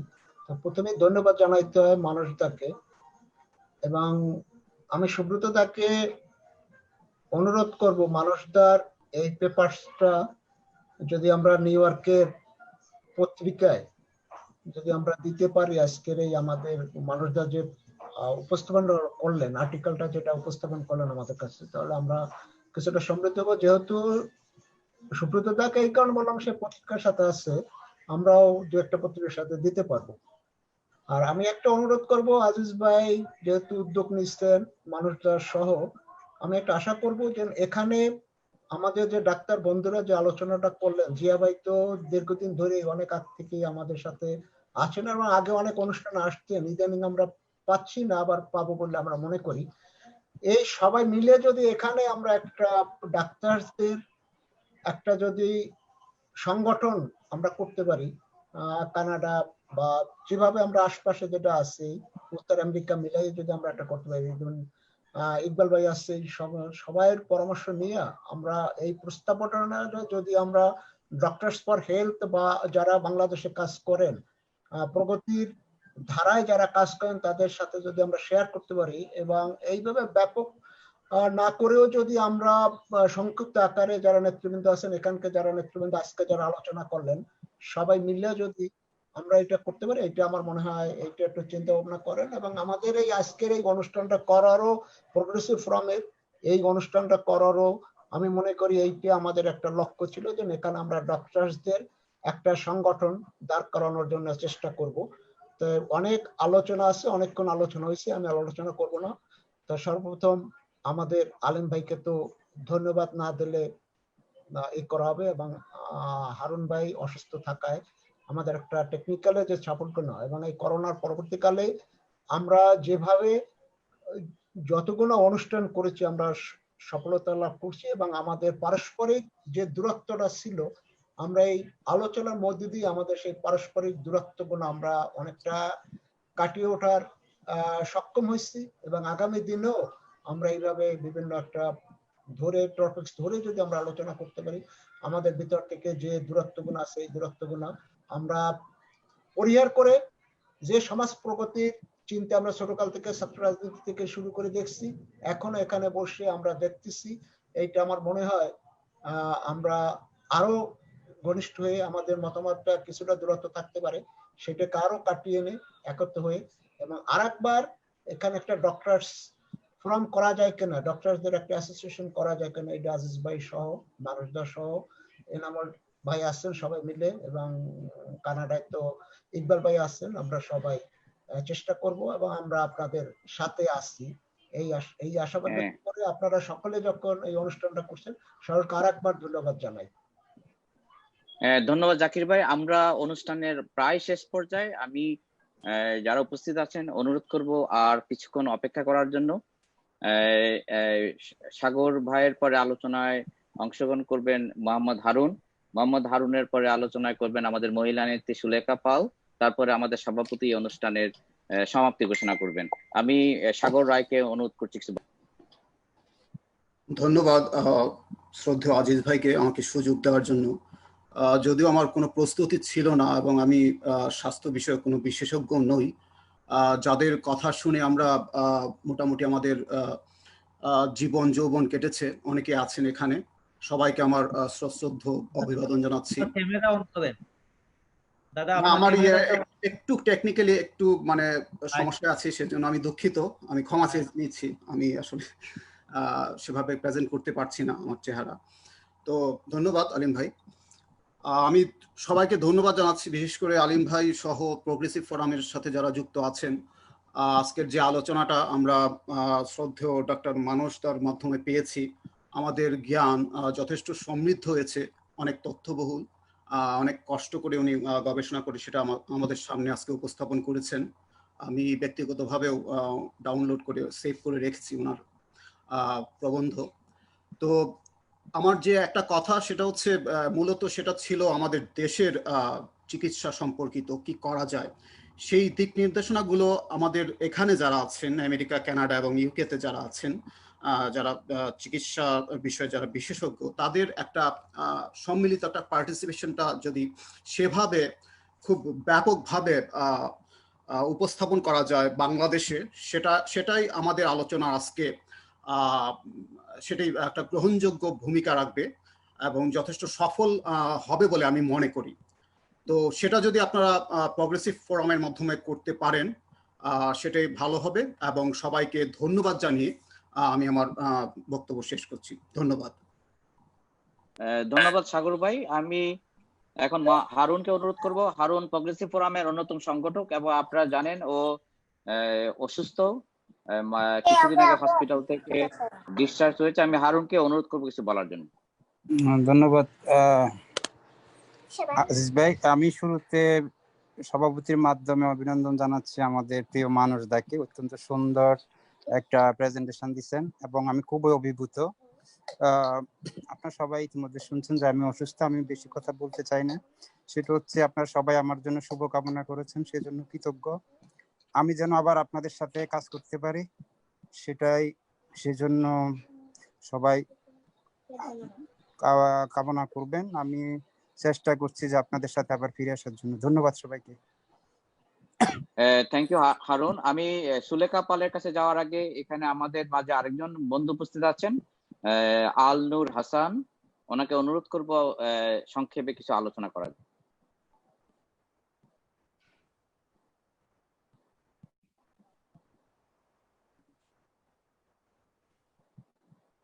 আল নূর, আপনি কি আছেন? আপনি মিউট করে নেন প্লিজ। আচ্ছা, উনি মনে হয় উপস্থিত নাই। আমি এখন আমাদের সর্বশেষ বক্তা, আমাদের মহিলা পরিষদ আমেরিকার সম্মানিত জেনারেল সেক্রেটারি সুলেখা পালকে অনুরোধ করব ওনার সংক্ষিপ্ত বক্তব্য রাখার।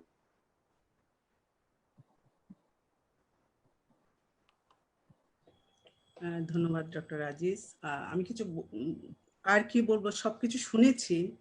তো সভাপতির মাধ্যমে একটা কথাই বলবো, আমাদের চিকিৎসা সমাজ যে এই করোনাকালীন সময়ে যে অমানবিক অনেকের সাথে করেছেন, এটা যাতে না করেন। আমাদের সাধারণ মানুষ বাঁচলে আমাদের দেশ বাঁচবে, এটাই আমার অনুরোধ। সবাইকে ধন্যবাদ।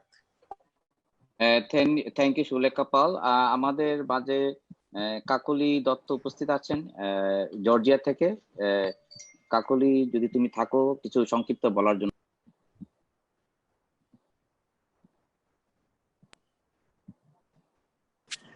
আজিজ ভাই ধন্যবাদ আপনাকে, আসলে সবাইকে ডাকছেন, আমার মনে হয় আপনাদের অনেক সময় নষ্ট হয়ে গেছে এতক্ষণে, কিন্তু খুব ভালো আলোচনা হয়েছে।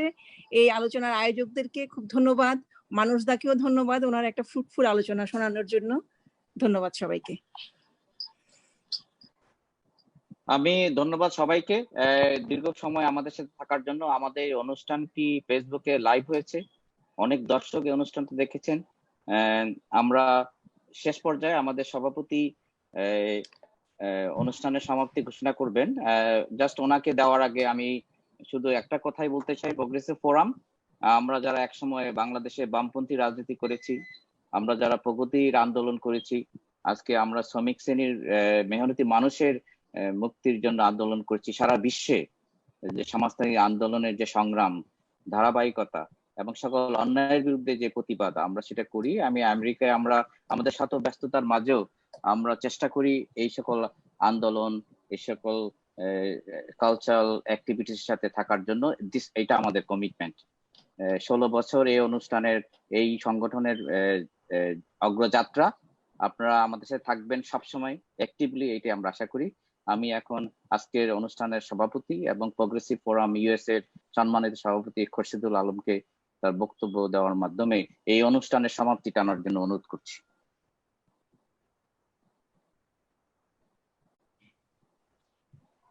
আনমিউট করে নেন খোরশেদ ভাই।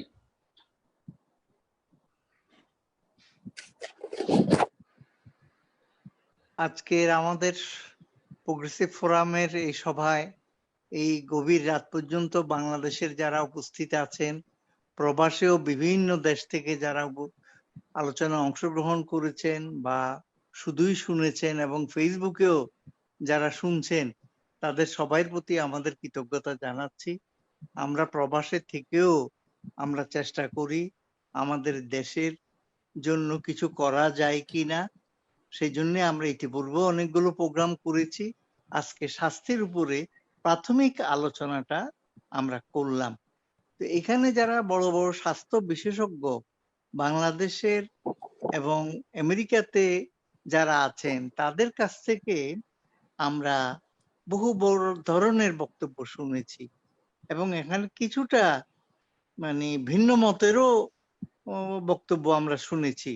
এটা খুবই অভিনন্দনযোগ্য যে ভিন্ন ভিন্ন মত আমাদের এখানে উঠে এসেছে। তো এর মধ্যে দিয়েই যদি আমরা পরবর্তীকালে মানে এই আলোচনাগুলোকে অগ্রসর করে নিয়ে, এটা প্রাথমিক আলোচনায় নয়, সুনির্দিষ্ট সমাধানের আলোচনায়, স্বাস্থ্য নীতি কেমন হবে সেটা নিয়ে আলোচনায় আমরা যেতে পারি। কেউ বলেছেন যে এখানে কানাডার মতো স্বাস্থ্য ব্যবস্থা করা যায় কিনা, কেউ বলেছেন যে এটা যে আলমাতায় যেটা হয়েছে যে সত্যিকার যে শুধু কিউরেটিভ নয়, প্রিভেন্টিভে স্বাস্থ্য ব্যবস্থা করা, সেগুলো করা যায় কিনা। তারপরে সেবার ক্ষেত্রে যে আলোচনা হয়েছে, ফিলান্থ্রপিক হবে নাকি প্রাইভেট পার্টনারশিপ আর প্রাইভেটের আর সরকারের মিলিত কিছু হবে। তো এই ধরনের চিন্তা, অথবা এখন যেগুলো চলছে যে শুধুই মুনাফা ভিত্তিক চিন্তা, অথবা আসেছে যে সমাজতান্ত্রিক দেশের যে চিন্তা, সেগুলো সম্ভব কিনা। তারপরে মৌলিক কথা জিয়া ভাই সহ অনেকে বলেছেন যে আমাদের চিন্তা চেতনার শৈশব থেকে শিক্ষার মাধ্যমে আমরা যদি সেগুলো পরিবর্তন করতে পারি, তাহলে সত্যি আমরা সমাজটা বদলাতে পারবো। তো সত্যি কথা যে আমরা শিশু থেকেই শুরু করতে হবে, তবেই আমরা মৌলিক পরিবর্তনটা প্রত্যাশা করতে পারি। তো আমার মনে হয় আজকে আর আলোচনা আমরা বাড়াবো না। এই বিষয়গুলো নিয়ে যদি আমাদের শ্রদ্ধেয় ডাক্তার নেতৃবৃন্দ, বিশেষজ্ঞ নেতৃবৃন্দ, তারা যদি এই বিষয়ে আলোচনা করতে আগ্রহী হন, আমরা চেষ্টা করব সেটাকে সমন্বয় করে এই সমস্যাগুলো সামনে নিয়ে আসার জন্য। এবং এই আজকের আলোচনা যেটা মানুষরা খুব সুন্দরভাবে তুলে ধরেছেন তার জ্ঞানগর্ভ ইয়ে দিয়ে, এটা আমি মনে করি যে আমাদের বাংলাদেশে এবং প্রবাসেও যদি এটা প্রকাশ করা যায়, এই তথ্যগুলো শুধু আজকে যারা উপস্থিত তারা নয়, আরো বাইরে অনেক মানুষের কাছেও যাওয়া দরকার, তাদেরকেও এটা সহায়তা করবে। অনেক তথ্য আছে সেই আলোচনার মধ্যে, সেগুলি দ্বারাও সমৃদ্ধ হতে পারবেন। তো আজকে আমাদের অনুষ্ঠান আজকে এখানেই সমাপ্ত ঘোষণা করছি, এবং অংশগ্রহণকারীদের এবং শ্রোতাদের এবং ফেসবুকে যারা আছেন তাদেরকেও আমাদের অনেক ধন্যবাদ এবং অনেক কৃতজ্ঞতা দিয়ে আমাদের আজকের অনুষ্ঠান এখানেই সমাপ্ত ঘোষণা করছি। ধন্যবাদ সবাইকে।